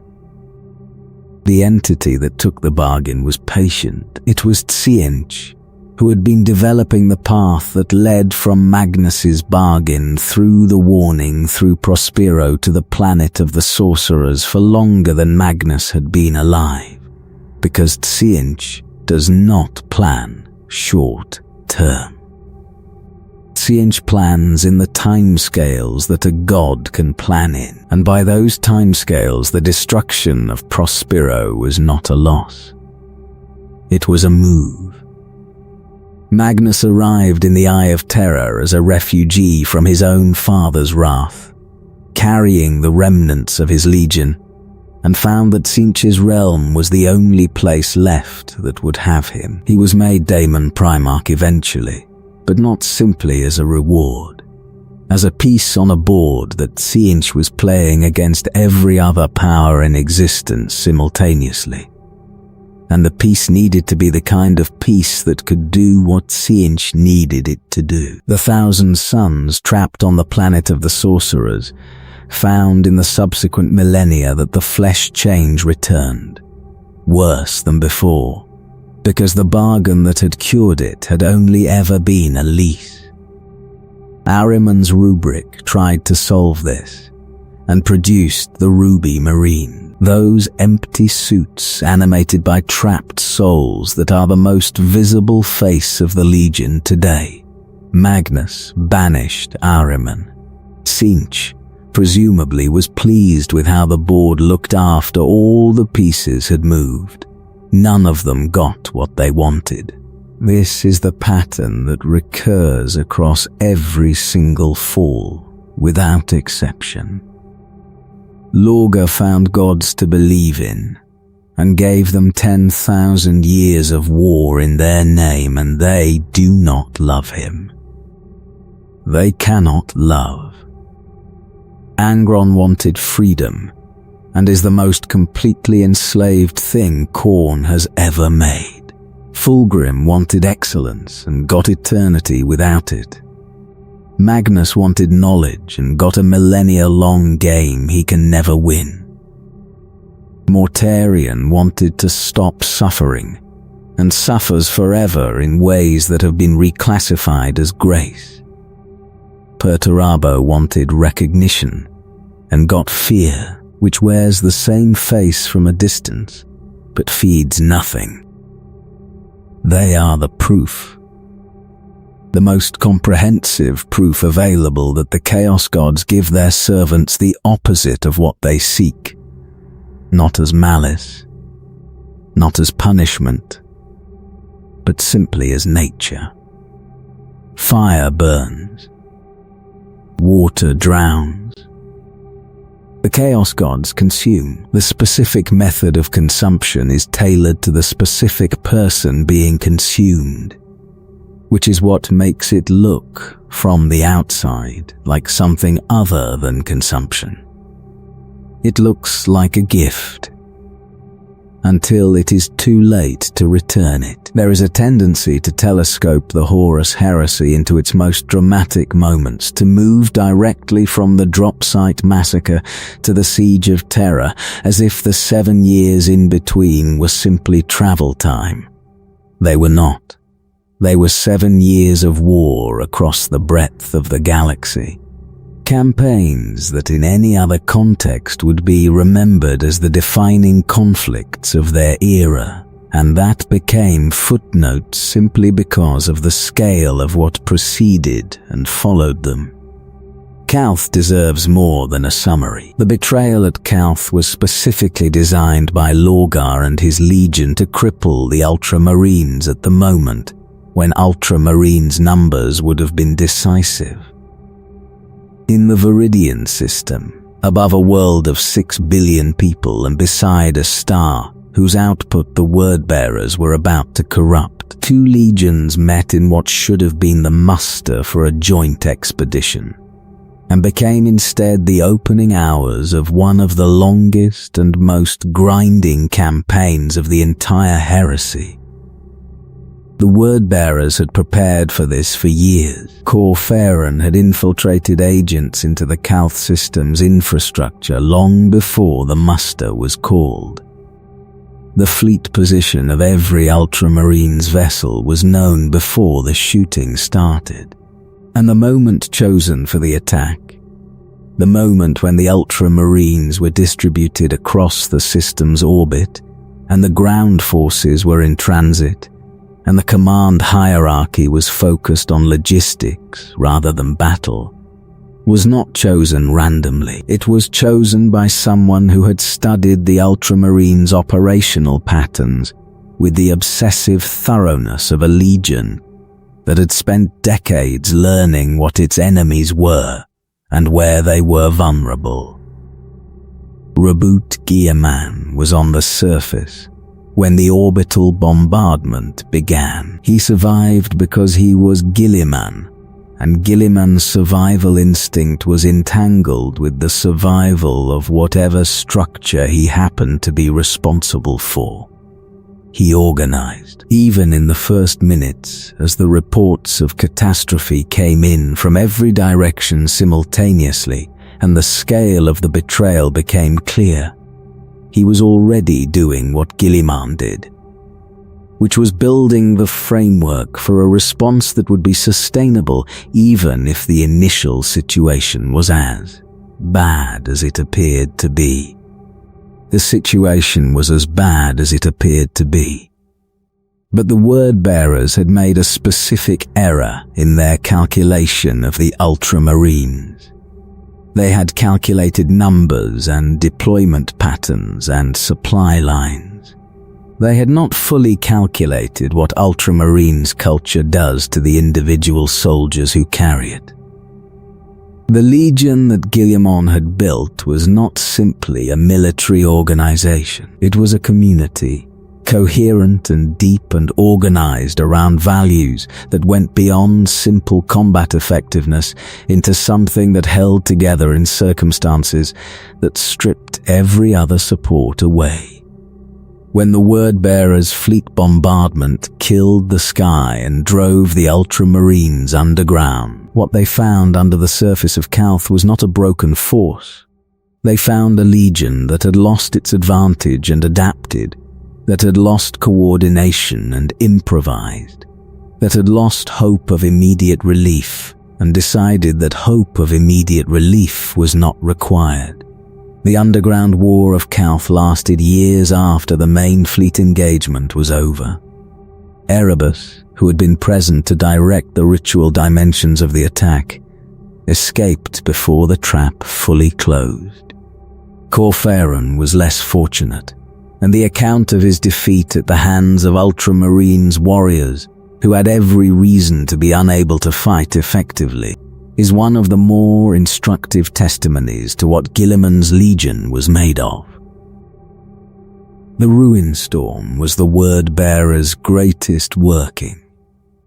Not Calth itself, though Calth was the visible face of the operation. The Ruin Storm was the warp sorcery that the word-bearers and their chaos allies unleashed across the galactic east and center. A manufactured catastrophe in the Imperium that made warp travel effectively impossible across vast regions of space, and that severed the Eastern Imperium from Terra as completely as if a physical barrier had been raised between them. For years, Guilliman could not reach Terra. For years, he did not even know with certainty that Terra had not already fallen. And in the worst of those years, he established the Imperium Secundus on Macragge, a parallel structure built on the assumption that he might be the highest-ranking loyalist authority left standing, and that the Imperium needed to continue functioning somewhere even if the original center was gone. The ruin storm faded eventually. All warp phenomena do, given time and the changed conditions that the heresy's endgame produced. But the years it brought the traitors were years that the loyalist response could not recover. Guilliman arrived at Terra after the siege was over, and what he found when he arrived shaped everything he spent the next few centuries doing. Beta Garmon. The strategic approaches to Terra were not simply open road. They were defended, and Horus had to fight his way through the defensive structures that the Imperium had built and maintained over decades of preparing for exactly this kind of approach. The Beta Garmon system, which occupied a position in the approach that made it strategically unavoidable, became the site of what some historians call the largest single military engagement of the entire heresy.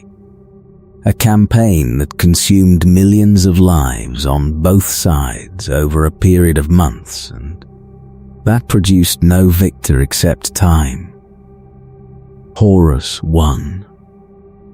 He won with the momentum that the traitor coalition's combined weight always eventually produced. But the delay mattered.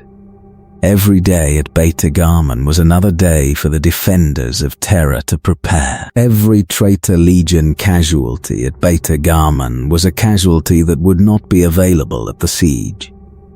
The loyalist warriors who died at Beta Garmon knew they were buying time rather than stopping the advance.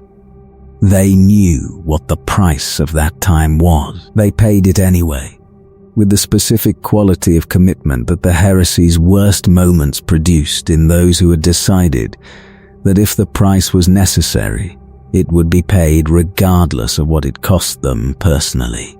Some of the legions that bled at Beta Garmon were fighting for a Terra they would never see. Some of them knew, with the clarity that comes from reading a strategic situation honestly, that the fighting would be over before they arrived if they survived. They bled anyway. That is the Beta Garmon record. Jagatai Khan rode for Terra when the signals reached him. The white scars were dispersed across wide operations, and gathering them took time. But the Khan was already moving before the full muster was complete, because Jagatai Khan was the kind of commander who understood that sometimes the act of moving was more important than the completeness of the force. He arrived during the siege. He drove his battle barges into the traitor fleet with the specific quality of cavalry charge that was the Khan's trademark at every scale. The sudden commitment of speed into a gap that the enemy's attention had moved away from. The shock of arrival at a point that the strategic picture had not predicted. His warriors descended into the orbital stations and the approaches to Terra, and fought in the close-quarter manner that the white scars had always found their natural expression. Fast and furious, and relentlessly adaptive. Rogel Dawn was everywhere during the siege. This is the thing about Dawn that the accounts of the defense return to repeatedly. This sense of a man who was doing 5 things simultaneously, and whose capability in each of them was sufficient that the 5 things were actually being done rather than simply being attempted. He directed the defense of the outer rings. He coordinated the artillery and the orbital assets. He maintained the political coherence of the defending forces, which was not a simple task, given that those forces included multiple Space Marine chapters, the Custodians, the Mechanicus contingent, the Sisters of Silence, and several very large formations of Imperial Guard, each with their own chain of command, and he fought personally when the line needed it. Because Dawn's approach to command had always included the understanding that a wall holds better when the person who built it is standing in front of it. The wall held for longer than the traitor's initial projections had allowed for long enough that Beta Garman and the outer defenses had bought real time, that the arrival of the Khan had genuinely complicated the orbital picture, that the siege was not the rapid, overwhelming assault that a larger and less prepared force might have made it. The wall held because Dawn had built it and was defending it, and because the warriors of the loyal forces, whatever their losses, did not break. They bent. They retreated from untenable positions to more defensible ones. They gave up the outer city to hold the inner ring, and gave up the inner ring's first line to hold the second.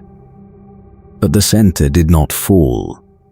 When Horus dropped his shields, it was because the center had not fallen, and he had begun to understand that it might not fall through the methods that were costing him what they were costing him. His calculation, or the instinct of a being that still retained Horus's tactical genius, even after everything that Davin had installed in place of Horus's soul, said that the direct confrontation with the Emperor was now the fastest path to victory. If the Emperor died, or was broken badly enough, the resistance would collapse. If the resistance collapsed, the remaining forces could be mopped up. The shields were not lowered from confidence. They were lowered from impatience. It was the first mistake Horus had made in 7 years, but it was also the correct reading of the situation, just wrong in the calculation of the outcome. The Emperor went to the vengeful spirit. The Emperor died in the functional sense of the word, broken beyond the capacity to inhabit the world without extraordinary and permanent support. Horus died in the more complete sense. And what the Chaos Gods had invested in the Warmaster, all the centuries of patient manipulation, and the 7 years of careful escalation, and the specific, irreplaceable quality of the vessel they had built their plan around, was gone. Not in retreat, not in defeat.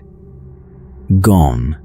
The investment that should not have been possible to lose was lost in the moment that the Emperor struck, because the Emperor struck with everything, and everything was more than Horus's position could sustain.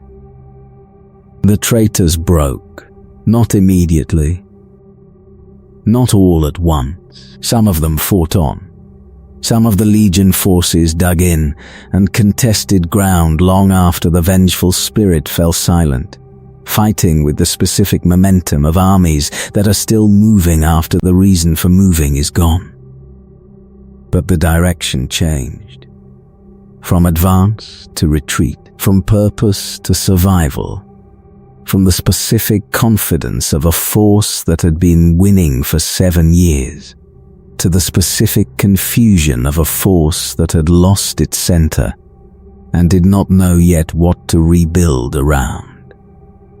The Great Scouring began. 7 more years of the loyal forces hunting the broken traitor coalition across the galaxy, driving them from world after world, pursuing them toward the Eye, with the combination of fury and exhaustion that the people doing the hunting had earned. This was not clean. Scouring wars are never clean. The worlds that had been under traitor occupation required liberation, and liberation looked different on different worlds depending on what the occupation had involved. And on some worlds, what it had involved was the kind of transformation that liberation could address only through methods the liberators would have preferred not to employ. The traitors went into the Eye, and the Eye took them. It took them in the ways that the Eye takes everything, through the slow dissolution of what they had been into the more extreme versions of what the Chaos Gods wanted them to be. And the Imperium that remained turned inward, assessed what it had, and made the decisions that would shape the next 10,000 years. There are 20 Primarchs in the Emperor's project. 18 of them have names. 2 are absent from every official record, their existence acknowledged only in the negative space of the numbering. The missing designations 2 and 11 that appear in the sequence without filling it. The Imperial records that survive from the period before the heresy are incomplete in ways that might be natural attrition, or might be deliberate redaction. And the question of what happened to the 2 forgotten, as they have come to be called, is the one question about the Primarchs that the Imperium genuinely cannot answer. They were expunged. Not disappeared, not killed in the sense of warriors dying in battle. Removed from the record. Deliberately at some point before the heresy began, 2 of the Emperor's sons became something that the Emperor found necessary to erase entirely. Not just to remove from active service, but to remove from history. What they did. What they became.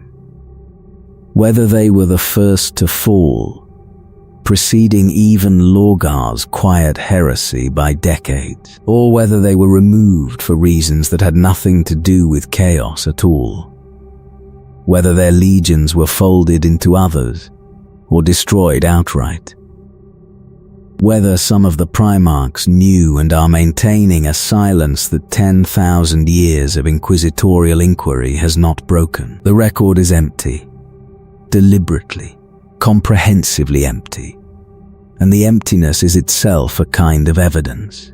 Evidence that whatever happened was bad enough that the Emperor himself judged it necessary to ensure it would not be known. The Alpha Legion is a different kind of mystery. Alpharius and Omegan, the twins who shared the title of Primarch in ways that confounded the organizational thinking of the Great Crusade's High Command, did not fall to the Chaos Gods through the mechanisms that claimed their brothers. Their corruption, if it was corruption, came through a different door, opened by beings who had a longer view on the galaxy's future than most minds could sustain. The Cabal was ancient. Not human ancient, galaxy-scale ancient. An organization of Xenos intelligences and their agents who had been watching the interplay between the Chaos Gods and the species of the Milky Way for longer than most of those species' written histories. They had calculations, the kind of calculations that beings with the right tools and enough time could make about probability and outcomes, and the long-term trajectory of a galaxy in which the Chaos Gods grew stronger with every conscious death. And their calculations had produced a conclusion. The conclusion was that the Chaos Gods could not be defeated. Not directly, not through the conventional logic of military victory. They were not conventional military opponents. They grew from consciousness, and would continue to grow as long as consciousness existed to feed them. The only way to starve them was to remove the food supply.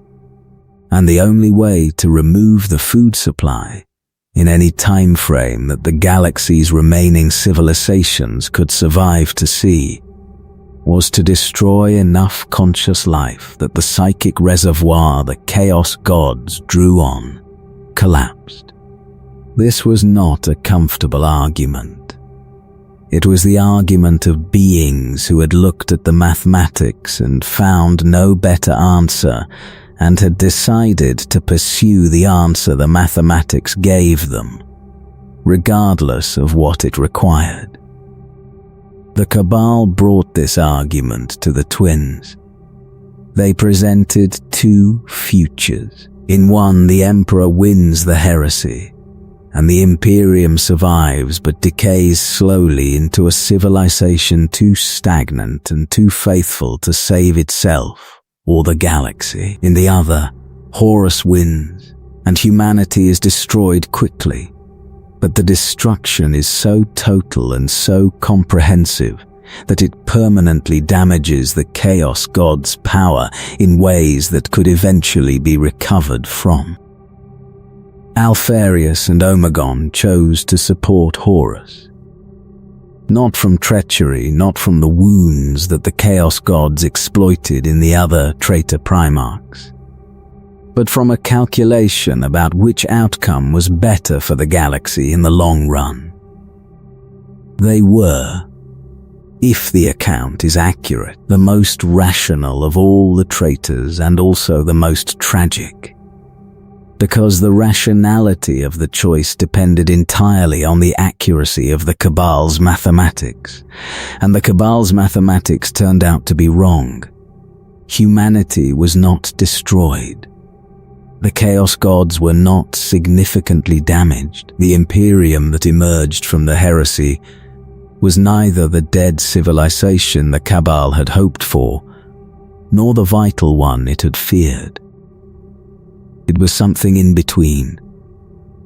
Something that struggled forward through the millennia, carrying the weight of everything the heresy had cost it. What Alpharius and Omegon thought when they realized the mathematics had not resolved as predicted is not in any record accessible to Imperial scholars.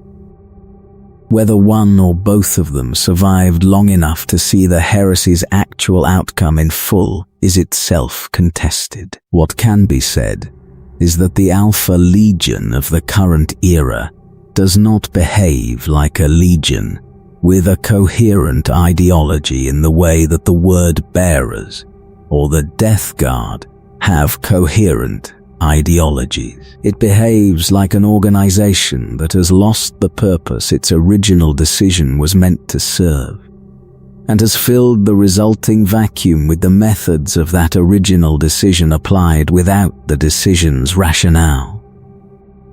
They are still the most sophisticated intelligence operation in the galaxy. They are still capable of the infiltration and subversion that made them terrifying in the heresy.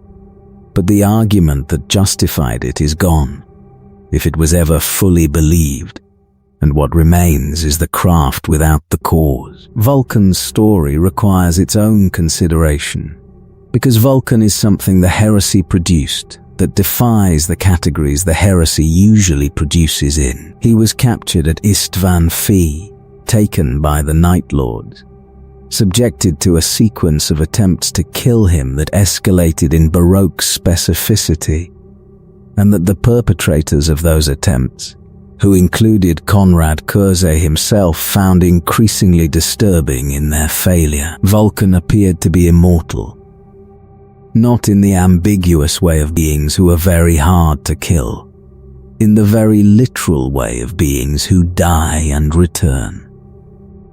Multiple times, under conditions that should have been conclusive.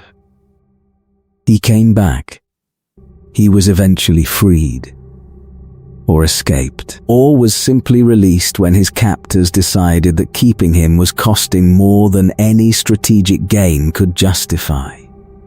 he returned to his legion changed.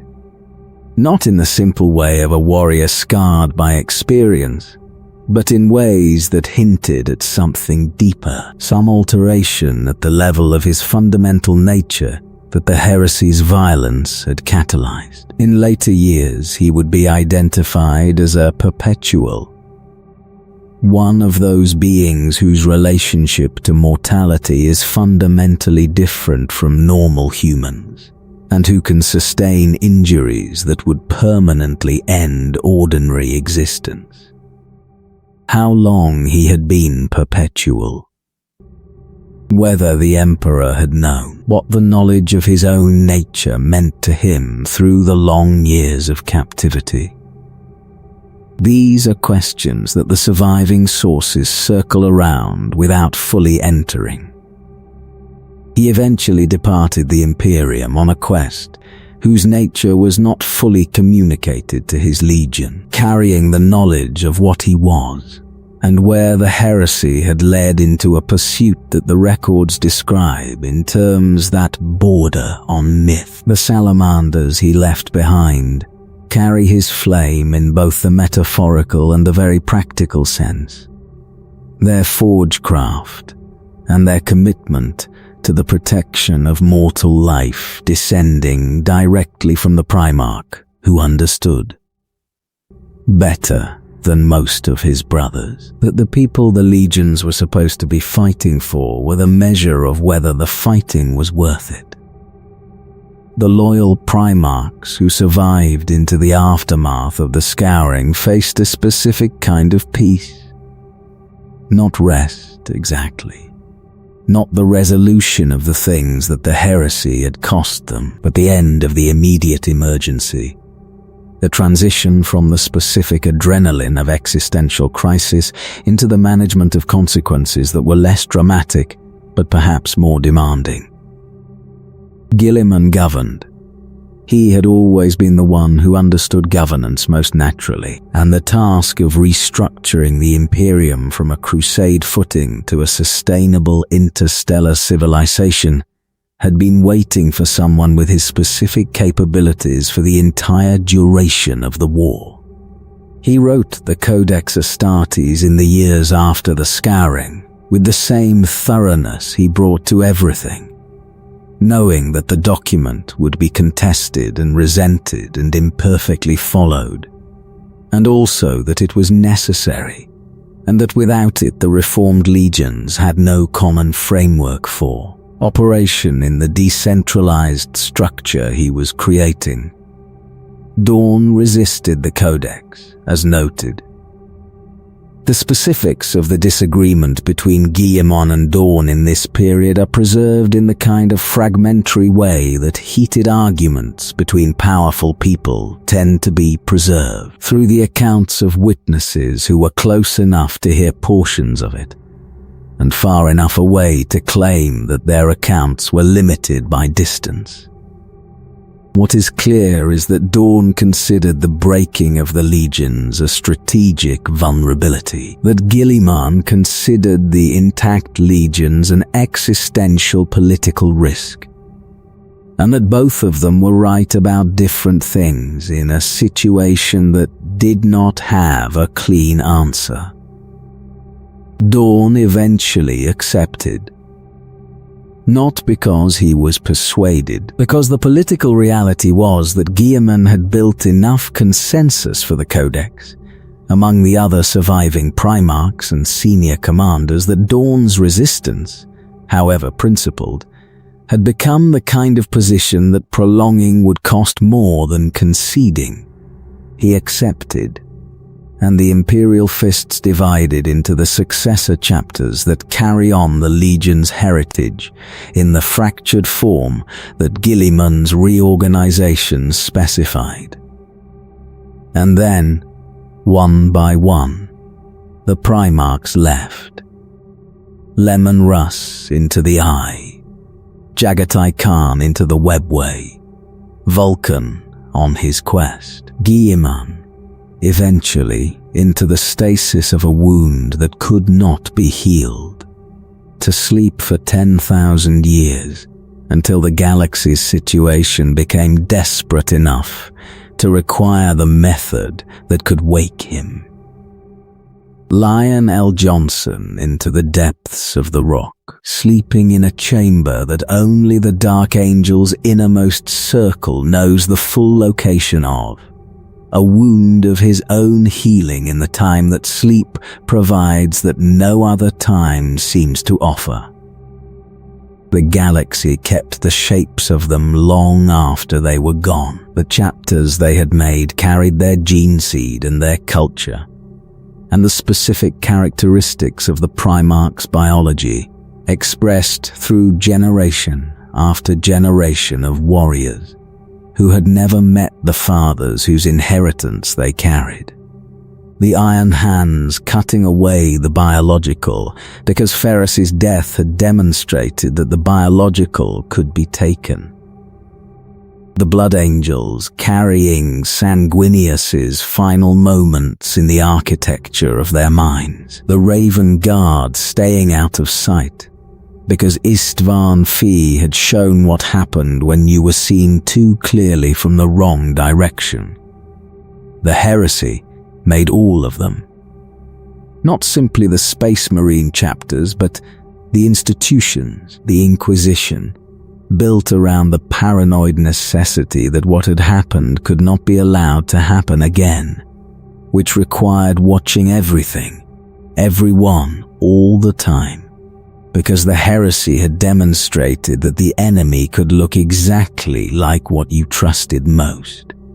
The Ecclesiarchy, filling the space that the Imperial truth had held and that the Heresy had emptied, providing the faith that the people had clearly needed and that the Emperor had denied them, and that the aftermath revealed could not be denied indefinitely if the civilization was going to hold together at all.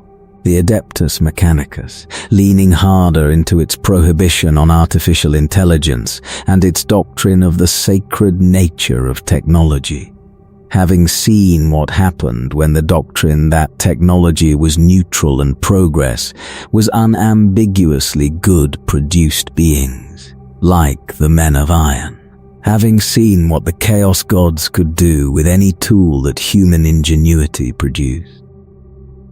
Everything came from the Heresy.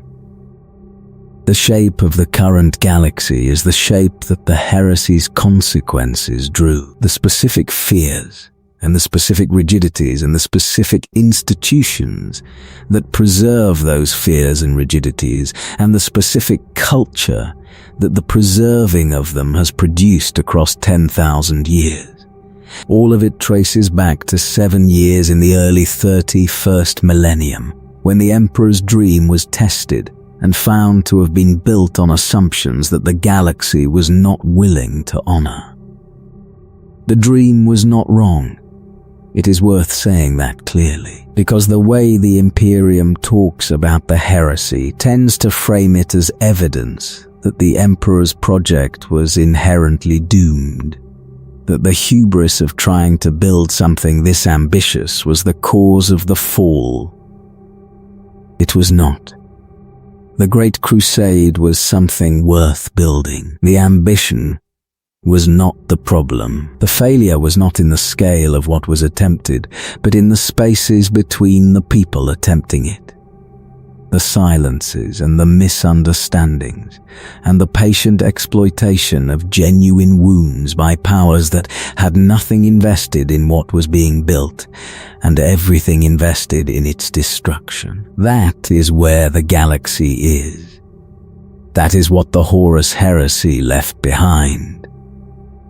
Not simply the political arrangements and the institutional structures and the military reorganizations, but a species that tried with extraordinary and genuine dedication to build something worthy of what it was capable of, and that was undone not by a failure of capability but by a failure of connection, by the distance between a father and his sons, by the wounds that distance opened and left unaddressed. by the patience of powers that needed only those wounds to be present to do everything else. The Emperor is still on the throne. The suns who fell are still falling. In the eye of Terra, where the millennia are not kind to anything that enters.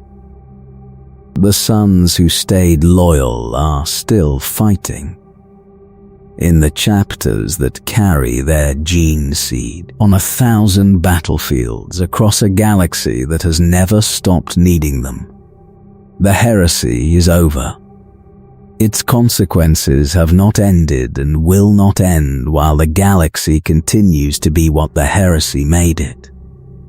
There was a time when it almost worked, and in the archives of the Imperium, in the sealed collections that the Inquisition maintains about the period before the fall, there are images of the Great Crusade in its fullness. Thousands of worlds. The legions in their prime, the Primarchs together at councils where the future of the human species was being decided by the finest examples of what that species could produce. In the light of a project that was genuinely working, genuinely heading somewhere worth reaching. Hold that image for a moment. Then let it fade, because what came after it is where we are. And the knowing of what came before it is how we understand why that matters. The stars are quiet now. The wounds are ancient. The dreams that were lost were real. And somewhere in the eye of Terra, in the dark that the heresy opened and that has never fully closed, the long war continues. As it always will. Sleep now. The histories of the Horus Heresy that circulate in the Imperium tend to be histories of the traitors. This is understandable. Tragedy is drawn to the fall, to the moment of corruption, to the arc from greatness to ruin that satisfies something in the way that human minds process loss. But the heresy was fought on both sides, and the loyal legions who held the line against the greatest military force ever assembled deserve their own accounting. The Ultramarines were the largest legion, and the most systematically neutralized. This was not coincidence. When you are planning a war of galactic scale and you have the advantage of surprise, your first priority is the force that could stop you if it reaches the decisive engagement with full strength.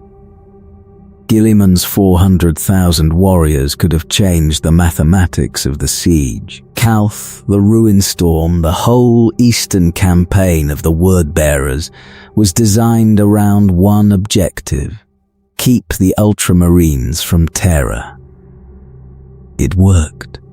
And in working, it also produced something that the Word-Bearers had not fully calculated for, which was Guilliman himself, pushed into a situation where he had to do what Guilliman did better than anyone, which was build something that worked.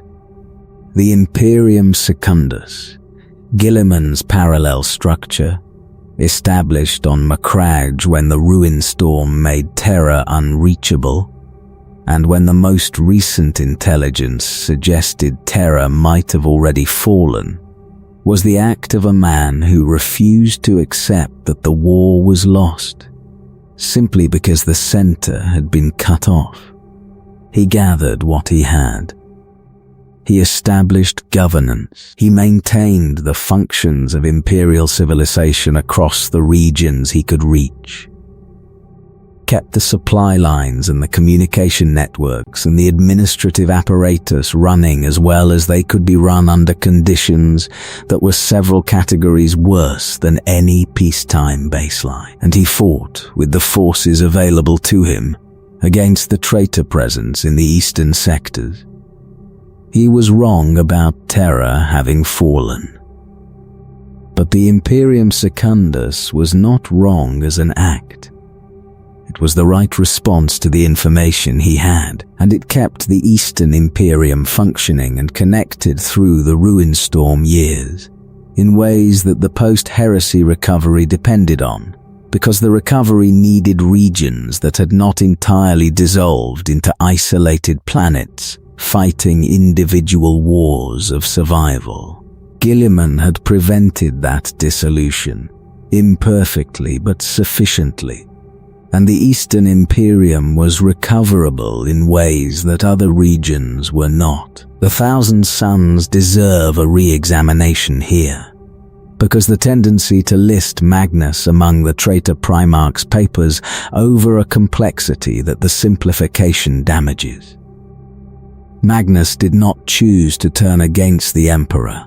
He chose to warn the Emperor, at cost to himself and the Council of Nicaea's prohibition and the structural integrity of the Webway project, because he loved his father and believed the warning was necessary. The Emperor's response, however explicable by the pressures of the moment, was to send Leman Russ to destroy everything Magnus had built. Magnus did not fight back at Prospero in any meaningful sense. He could have. The Thousand Suns' psychic capability was among the highest of any legion. He chose to transport his surviving warriors to the Eye of Terra, rather than continue a battle that would cost more on both sides than the outcome justified. He bargained with Tzeentch. This is where Magnus's story becomes unambiguous in its direction. He bargained with Tzeentch to preserve his legion, and in doing so committed himself and them to the Eye of Terra and its consequences. But the bargain was made by a man who had just had his world burned, and his warning used as the justification for that burning, and who had nothing else left to offer. The question of whether any choice available to Magnus in that moment was a good choice is the kind of question that tends to produce silence when asked of those who have thought about it carefully. The Space Wolves carry Prospero. This is perhaps the most painful of the ongoing legacies of the Heresy's wider campaigns, because the Space Wolves were loyal throughout the Heresy, entirely and without question, and their action at Prospero was carried out in the execution of orders they believed were legitimate and that had been altered by Horus without their knowledge. They burned Tizca because the Emperor told them to. The Thousand Suns remember that. The Space Wolves know what they did, and what it was, and carry it differently from how the Thousand Suns carry the memory of being on the receiving end of it. Neither of them is wrong in what they remember. Both of them are right about what happened. The gap between those two accurate memories has not closed in 10,000 years. The Dark Angels occupy their own peculiar position in the Heresy's history, complicated by everything that Caliban and Luther and the fallen angels represent. The Lion fought the Night Lords across the Thramas Crusade, which was genuine and costly service. He came to Terra after the siege, arriving too late to affect the outcome and finding in that tardiness a grief that the records suggest he processed in his characteristic way, which was not to process it visibly at all, but to channel it into the next thing that needed doing. Caliban's destruction was not the Heresy's work directly. It was the work of Luther's resentment. Built up across the decades of the Lion's absence, shaped by chaos influence into a rebellion that became a civil war that became the source of the Dark Angels' defining shame. The fallen are scattered through time. This is not metaphor. The psychic catastrophe of Caliban's destruction sent the warriors who had been on the planet's surface through the warp in ways that deposited them across different points in history. so that hunting the fallen is not simply hunting warriors across spatial distance but across temporal distance as well. The Dark Angels interrogators, those warriors of the inner circle who extract confessions from captured fallen, are pursuing targets who may have arrived in the current era from any point in the 10,000 years between Caliban's fall and now. Some of the fallen who are found in the 41st millennium are chronologically younger than the warriors hunting them. The Dark Angel's secret is layered with this temporal complexity on top of every other complication. The Salamander's legacy from the heresy is the most straightforwardly heroic, in the sense that of the 3 legions that formed the first wave at Isstvan 5, the Salamanders maintained the most cohesion and the clearest moral record through what happened there. Vulcan's emphasis on protecting human life, that quality that distinguished the Salamanders from most of their brother legions, expressed itself in the chaos of the drop site massacre in ways that cost them militarily, and that the survivors carried as a point of pride rather than regret. Warriors who could have run stood their ground to protect groups of fleeing mortals who had been caught in the engagement. Warriors who could have consolidated for better tactical position remained in exposed spots to prevent those positions from being overrun and the civilians behind them from being killed. They paid for it. They paid in the losses that decisions of this kind cost in a military engagement designed to kill them. They paid in the years of reduced capability that followed the massacre, rebuilding from devastation in the specific salamander manner of beginning with the people and working outward. But what they bought with the payment was the thing that Vulcan had always said was the point, which was people who were alive because someone with the ability to protect them had chosen to use it. The Iron Hands in the same action took the opposite lesson in the most direct possible way.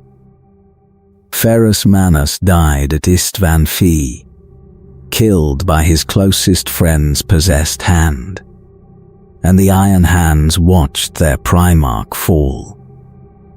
They watched the most indomitable of all the Primarchs, the one whose hands were made of living metal and whose endurance was the foundation of the entire Legion's identity, killed in a personal engagement with another Primarch who had been his closest friend. The lesson the Iron Hands drew from this was not complex. The biological had failed. Ferrus had been biological where it mattered most, in the sense that the friendship with Fulgrim was a biological relationship, emotional and vulnerable and subject to the betrayal that biology allows. Iron did not betray. Iron did not feel friendship and therefore could not have friendship weaponized against it. The answer was more iron. They have been cutting away the flesh ever since, replacing it with augmentation, pursuing the logic of their trauma with a thoroughness that would have distressed the Primarch who inspired it if he could see it clearly. Ferrus Manus was not a man who hated his own flesh. He wore living metal hands because they were extraordinary, not because he despised the biological. The culture of the Iron Hands that emerged from his death took his identity and compressed it around its most extreme expression, and in doing so became something that the man himself might not have recognized as his inheritance. The Raven Guard built Shadow, Corax, surviving Isstvan Fee with a fraction of his legion through the kind of desperate rearguard action that produces the specific quality of improvised brilliance that emerges from very capable people in very bad situations. Returned to Deliverance to rebuild. He received from the Emperor's own gene vaults the accelerated means to do it, the genetic material that would allow rapid production of new warriors. The experiment failed in ways that produced outcomes too disturbing to continue. And Corax ended it himself, releasing the failed warriors into the wild, where they could be free from the specific horror of what they had been made into, rather than weapons of a legion that had decided they were a cost worth bearing.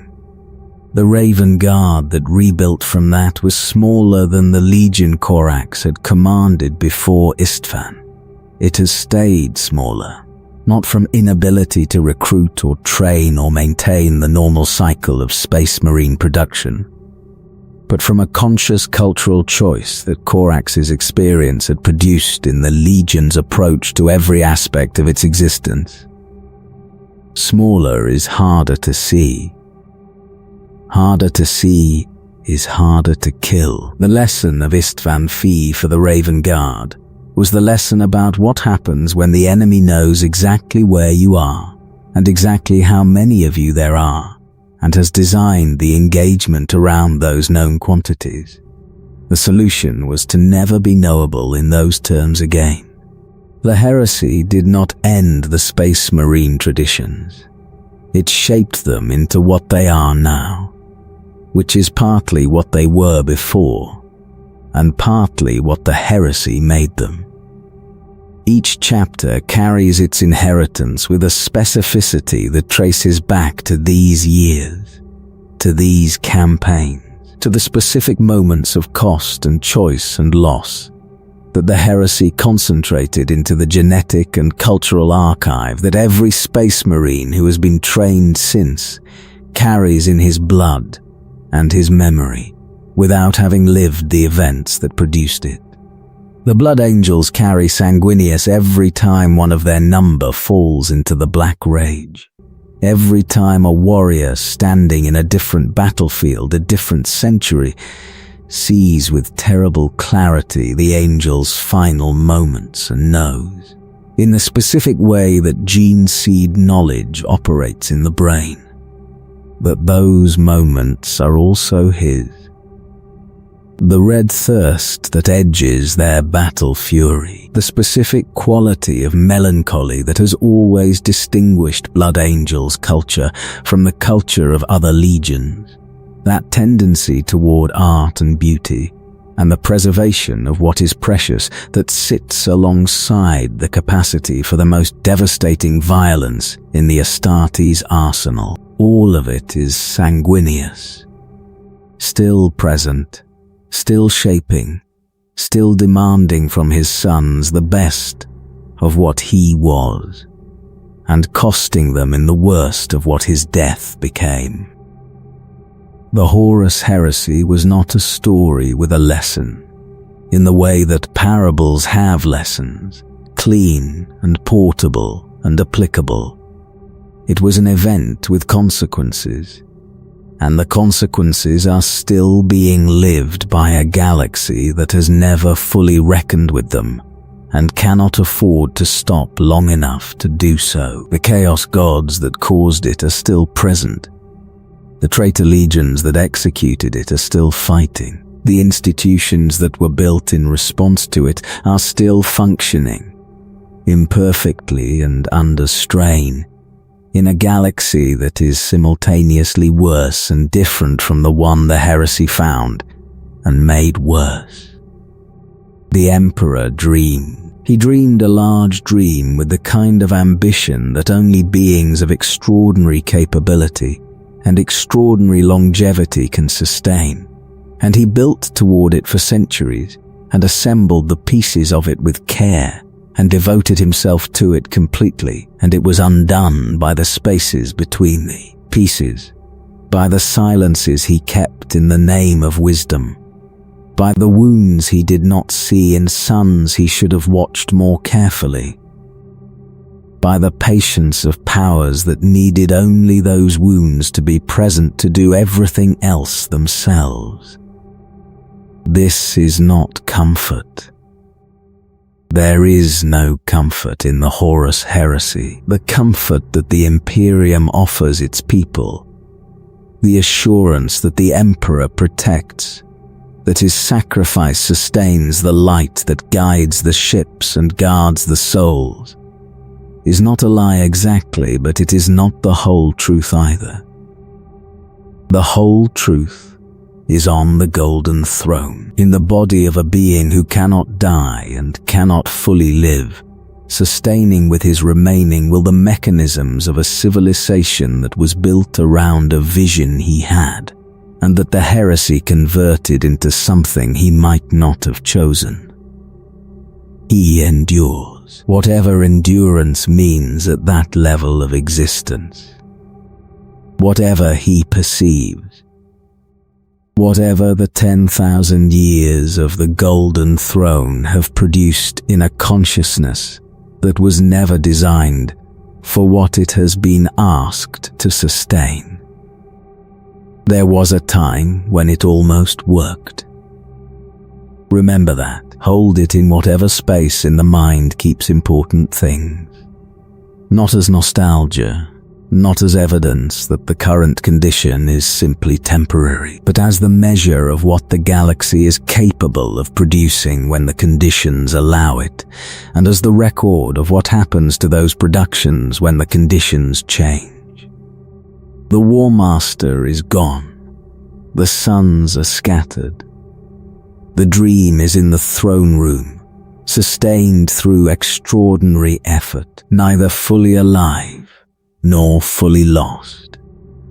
The stars outside are what they are. Quiet for now. Sleep now. The long war will still be there when you wake. There is something worth sitting with in the specific way the Chaos Gods engineered the heresy, because it is not the obvious method. The obvious method is force.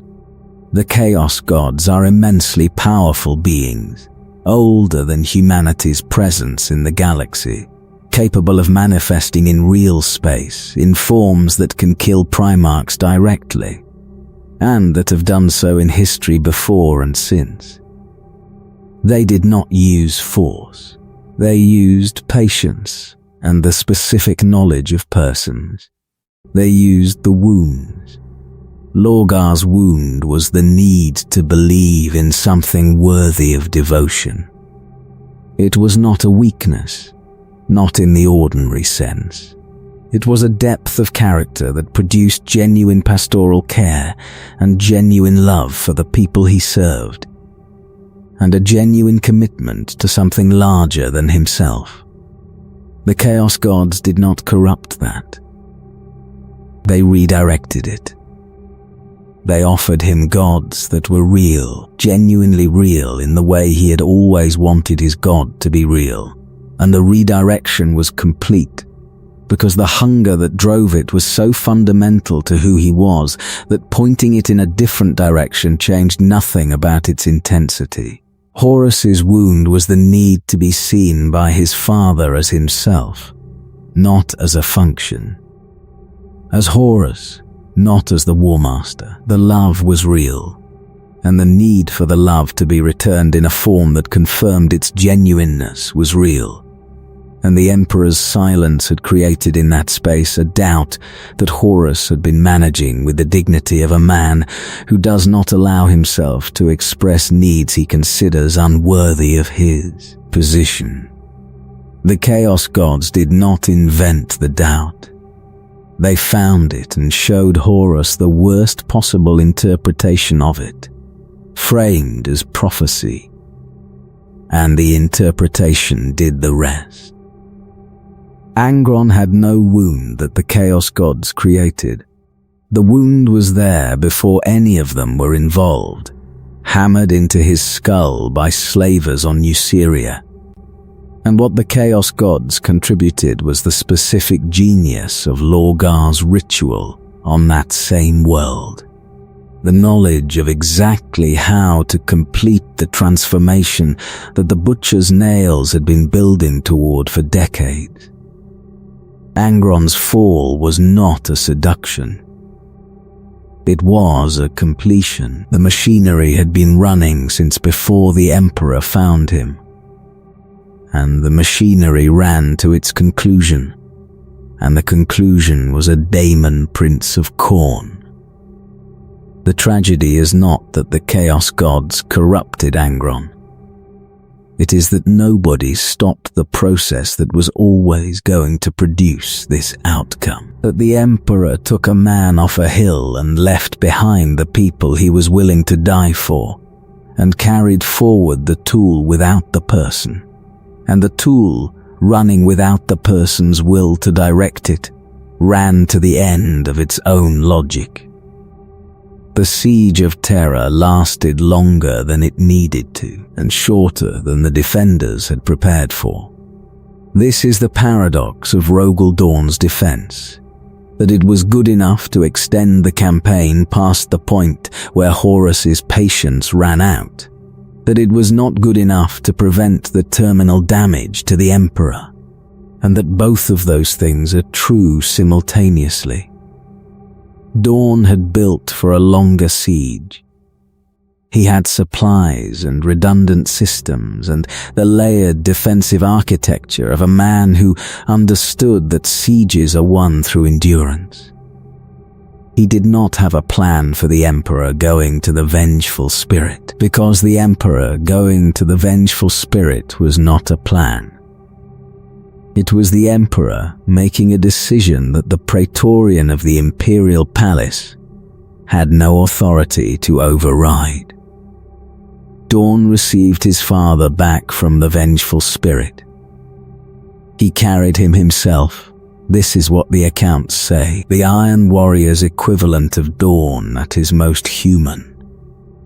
The builder who had made the walls that had held as long as they held, and who then carried the broken body of the man he had built them for through corridors that still smelled of the siege. What Dawn did not do, which the histories note in the careful way that histories note the absences that matter, was break. He did not break in any visible way. He endured in the way that Dawn always endured. And he put his father on the throne, and he went to the Great Scouring, and he did the work that followed the work that had just destroyed everything he had built the work to protect. There is a moment in the post-heresy years, preserved in accounts of the conflict between Dawn and Guilliman over the Codex Astartes, that gives a clearer view of what Dawn was carrying than any description of the siege itself. Guilliman argued for the reorganization. Dawn argued against it, and in the middle of the argument, which was conducted with the controlled fury of two beings who had both lost too much to maintain the professional equanimity that the occasion suggested was appropriate, Dawn said something that the account preserves without the surrounding context that would make its full meaning clear. He said that he had built something and it had not been enough, and he was not going to pretend that different building was the answer, because the answer was not in the building. He was talking about the palace. He was talking about the throne room and what it contained. He was saying, in the language of a man who expresses grief through arguments about fortification doctrine, that he had done everything he knew how to do, and it had not been enough to protect the person it was built to protect. And no amount of reorganizing the chapters was going to address that. Guilliman did not answer that directly. Some arguments cannot be answered directly. He continued making the case for the Codex, and in time the case prevailed, and the legions were divided, and the chapters that exist today are the consequence. But Dawn's grief is in the structure of the argument he made, visible to anyone who looks for it. And it is the most human thing in the most controlled of all the Primarchs. The crack in the wall that Dawn himself was. The word-bearers, the architects of everything. They ended the heresy in a worse position than they began it. which is the specific outcome that should be examined more carefully than it typically is when the heresy's postscript is discussed.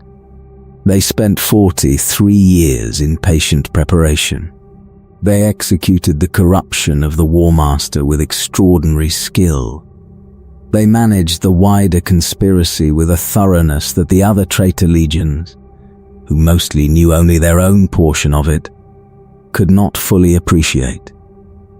And then the heresy failed, and the word-bearers retreated into the eye with the rest, carrying the most fully developed theological framework of any traitor legion, and the most complete commitment to their Chaos God's purposes. And the theology and the commitment have not brought them victory in 10,000 years. The Chaos Gods still have their servants. Their servants are still fighting. The faith that Lorgar built has been maintained across 10 millennia in the specific way that faiths are maintained, through the continuation of practice and the interpretation of failure as the prelude to eventual triumph, and the willingness of each generation of believers to carry forward the conviction that the generation before them established. The word-bearers are arguably the most internally coherent of all the traitor legions, precisely because their coherence is theological rather than military. Because faith is a more durable adhesive than military hierarchy when the institutions that give hierarchy its meaning have been dissolved by exile. But the triumph has not come. The eye of Terra has not opened permanently into the galaxy. Terra has not fallen. The Emperor endures on his throne, and Lorgar, the man who needed to believe in something worthy of devotion, ascended to daemonhood in the service of gods who do not love their servants, and who have never delivered the victory they implicitly promised in exchange for 50,000 years of total commitment. He believes, he still believes, in the way that faith without the option of doubt believes, and the believing sustains him in the eye of terror on a world of his own making. And the victory he is waiting for is not coming on any timeline that the observable evidence supports. The Mechanicus and the Heresy have their own chapter, the Schism of Mars, where the tech priests who had followed the word-bearers' patient seduction of their institution into chaos alignment fought those who had not, and where the great libraries and forged temples of Mars were burned by the conflict's fire, and irreplaceable technological knowledge was lost in ways that the current Mechanicus is still trying to reconstruct 10,000 years later. Kelbor Hal, the fabricator general who opened the vaults of Moravec and released the things inside them in exchange for Horus's support, made a choice that the Adeptus Mechanicus of today lives with in the specific way that institutions live with their predecessors' worst decisions. Not through direct accountability, but through the permanent alteration of the landscape that those decisions produced. The void that the burned knowledge left is still there, in the gaps between what the Mechanicus can do and what the standard template constructs suggest it should be able to do. In the technologies that the dark age of technology achieved, and that the current age cannot replicate, and does not fully understand. The heresy did not destroy that knowledge. The Schism of Mars did, incidentally, as the consequence of a civil war that the heresy caused, and the Mechanicus carries this the way the Iron Hands carry their losses. By building frameworks that prevent the vulnerability from being expressed again. By trusting the STC more than the Magos. by treating the known as sacred and the new as suspect, by developing an institutional culture whose relationship to innovation is defined by fear of what innovation can become when it turns. Every war has its cost. The Horus Heresy had more cost than any other war in human history, and the accounting of it is not simply the bodies at the siege or the worlds lost in the scouring. The accounting includes what was not built, the technologies that were not developed, because the institutions that would have developed them were remade around prevention rather than creation. The political experiments that were not attempted because the political culture that emerged from the heresy rewarded consistency and punished novelty. The conversations that were not had because the post-heresy Imperium had decided, at the institutional level, that certain categories of question were too dangerous to ask. The galaxy that might have existed if the heresy had not happened is not a recoverable counterfactual. It is simply the gap between where the galaxy is and where it might have been, present everywhere in the differences between what the current age can manage and what the dark age of technology achieved, in the capabilities that were lost and have not been recovered, in the potential of a species that demonstrated during the Great Crusade that it could do extraordinary things, and that has spent 10,000 years since then mostly managing the consequences of one extraordinary thing going wrong. This is what the heresy cost, not simply the lives, though the lives were real, and the names and faces and specific irreplaceable qualities of the beings who died were real, and their loss was real. The cost is in the galaxy's shape, in the direction that 10,000 years of consequences have pointed toward, in the distance between the dream and the reality. The Emperor dreamed. The dream was partly real. The Chaos Gods, patient and thorough and equipped with the specific knowledge of human nature that they had accumulated across billions of years of conscious existence feeding them, found the cracks in the dream and pressed on them. And the pressing produced the Horus Heresy, and the Horus Heresy produced the galaxy we have, which is the galaxy we have inherited, and which the people fighting in it today are fighting to hold, imperfect and battered, and still reaching toward something that the dream pointed at, even if the dream itself is 10,000 years cold. There was a time when it almost worked. It almost worked. And the almost is not comfort, but it is something. It is the measure of how close the galaxy came to being different, and the measure of how real the thing that was lost was, and the reminder that what the Chaos Gods destroyed was worth having. The long war endures. The Emperor endures. The suns fight on, in forms their primarchs might not recognize, and would recognize completely. And somewhere in the warp, in the deep architecture of the Imperium, where the Chaos Gods have never lacked for time, the patience that engineered the heresy has not run out. It never runs out, but neither, in a galaxy this stubborn, does the resistance. Sleep now. The siege of Terra has been described in 100,000 official accounts, and every official account leaves something out, not from dishonesty, though dishonesty plays its part in the versions distributed to the Imperium's general population, but from the nature of large events and the limits of any single perspective. No one saw all of it. No one could have.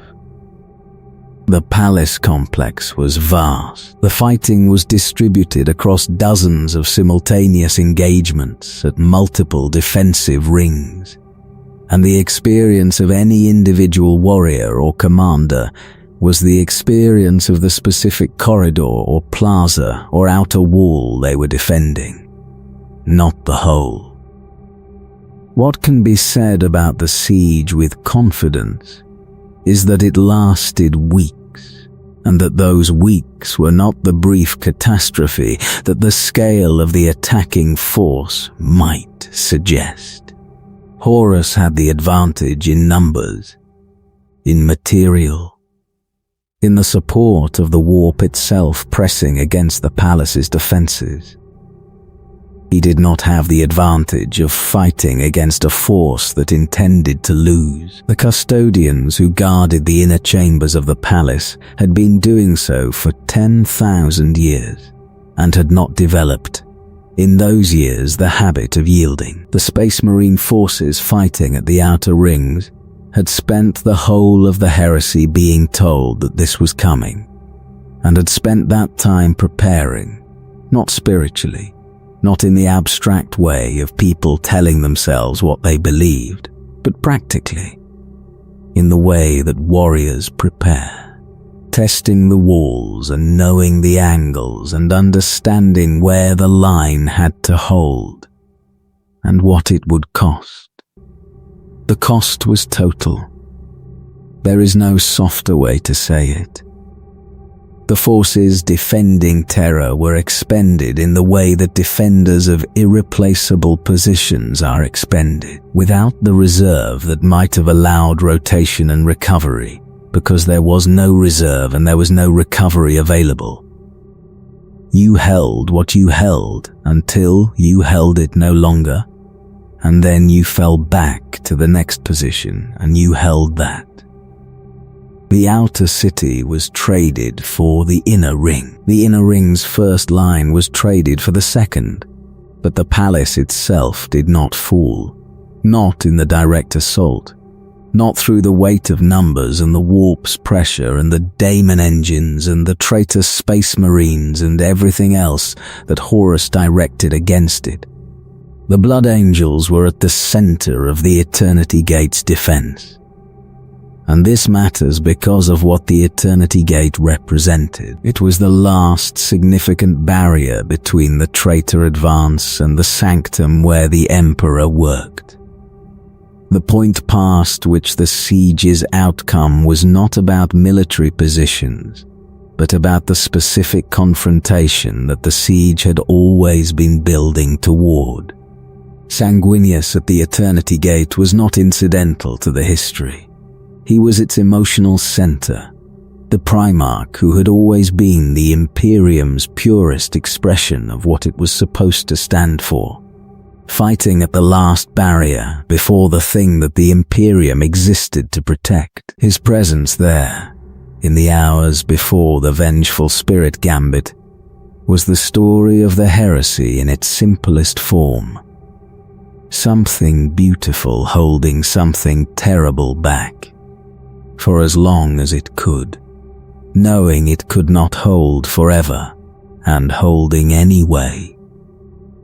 He was not alone at the gate. The Blood Angels fought as an expression of their Primarch, as the legions always expressed their Gene Fathers, and the quality of the fighting at the Eternity Gate in those final hours is documented in accounts that use the word extraordinary with a frequency that suggests the writers were reaching for something the word could not fully contain but was the closest available approximation. They held the gate. They held it past the point that the tactical assessments had suggested was the sustainable limit. They held it because the alternative was not retreat to a more defensible position, but capitulation. And capitulation in that specific moment and at that specific location was the end of everything.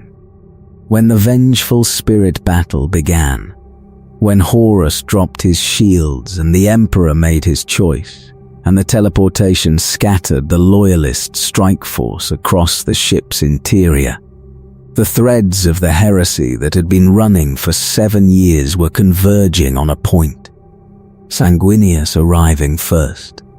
The confrontation in the throne room. The offer and the refusal and the death. The death of Sanguinius is the moment that the Blood Angels' history cannot move past. Not because the Blood Angels are unable to move past it, but because the death left something in the gene seed that persists whether the survivors move past it or not. The psychic explosion of a Primarch's death is not a metaphor. It is a measurable event in the warp, a pulse of anguish and rage, and the specific quality of final defiance that Sanguinius carried into his last moments. And that pulse was impressed into the genetic material that the Blood Angels carry and transmit. Every Blood Angel who falls into the Black Rage is re-experiencing something that happened 10,000 years before he was born. Living through the death of a father he never met, in the specific and total way that gene seed memory operates when it is expressing at that depth. Sanguinius refused. This is the central fact of his death, and the thing that makes it the heresy's defining moral moment. He was offered. He had foreknowledge. He knew the cost. He refused, not because the refusal was painless or because he had no understanding of what acceptance might have saved. He refused because loyalty was, for Sanguinius, not a calculation but a definition. The thing that the self was built from rather than a position that arguments could alter. He had known this moment was coming for years. He had carried the foreknowledge through every campaign and every council and every quiet moment that the heresy's pace allowed him. And he had not allowed it to change what he did with the time before it arrived. He used the time to fight for the thing he believed in as hard as he could, for as long as he could. And when the time was used, he stood at the end of it and refused what was offered, and accepted what came after. The Chaos Gods, who had been patient across 10,000 years and more, had understood that this would happen. That is the specific quality of their patience, that they play at a scale that encompasses the individual resistance of individual heroes and accounts for it. The death of Sanguinius was part of the plan. The plan required the Emperor to be present on the vengeful spirit, and the Emperor to be struck down, and the Emperor to be diminished to the point where the Golden Throne became necessary. Sanguinius's death was the specific trigger that moved the Emperor past the hesitation that had always been going to happen when he faced what remained of his son. The plan worked at the level it was designed to work at, and failed at the level it was designed to complete, because the Emperor struck, and Horus died in a way that the Chaos Gods could not recover from, and the investment they had made in the Warmaster and everything he was, and everything they had poured into him over 7 years of the galaxy's most devastating war, was gone. Unrecoverably gone. The soul that had been Horus Lupercal, the first found son, the Warmaster, the most beloved of the Emperor's children and the most terrible of his enemies, was destroyed. Not the body, the soul. What the Chaos Gods used their servants to kill, the Emperor used on Horus. The Chaos Gods have other servants. They have had other servants for 10,000 years since Horus, and those servants are still fighting the Long War. still threatening the stability of a galaxy that has never fully recovered from what the heresy did to it. The Eye of Terra still presses against its boundaries. The traitor legions still raid and corrupt and assault. The daemon engines and the daemon primarchs and the armies of the lost and the damned still press against every frontier that the Imperium maintains. But they have not replicated the heresy. They have not found another Horus, another figure of the same scale and the same quality, who could be turned in the same way, and who could deliver what Horus almost delivered. The long war has been fought for 10,000 years, and the galaxy is not in a better condition than it was when it began. But Terra stands, and the Emperor endures, and the Astronomicon burns, and the Imperium staggers forward through every crisis with the specific stubbornness of an institution that has decided to continue regardless of what the institution's condition suggests about the wisdom of continuing. The heresy made this, not simply as background to the current setting, as the active cause of everything the current setting is. The paranoia is the heresy's legacy. The faith is the heresy's legacy. The Space Marine chapters and the Inquisition and the Ecclesiarchy and the specific shape of the Adeptus Mechanicus's relationship to innovation are all the heresy's legacy. The Emperor on the throne is the heresy's most direct legacy of all. That specific form of endurance that is neither life nor death, and that has been sustaining the Imperium for 10,000 years, and that is, by the best assessments available to the Imperium's own scholars, not going to be sustainable indefinitely. What comes after the throne is a question the Imperium does not ask officially, and that its best minds cannot stop asking privately. The heresy opened a door that the Golden Throne holds shut, and the Golden Throne was not designed for 10,000 years of continuous operation. And the beings who maintain it have been working on borrowed time for longer than most civilizations have existed. There was a time when it almost worked. The Great Crusade. The Emperor and his sons, the dream of a humanity that had grown past the need for faith, and that could face the galaxy with the confidence of a species that had built something worthy of its potential. It almost worked. And the almost is in everything that followed. Every decision made in the shadow of what was lost. Every institution built around the wound the loss left. Every warrior who fights in the name of an emperor they will never speak with. And every priest who prays to a god the emperor never wanted to be. And every ship that navigates by the light of a beacon, sustained through the final expenditure of a being who gave everything and then gave more. The Warmaster is dead. The Emperor endures. The suns are gone or sleeping or scattered through the centuries in ways that prophecy suggests may eventually resolve. The galaxy turns. Sleep now if you can. The war will be there when you wake. It always is.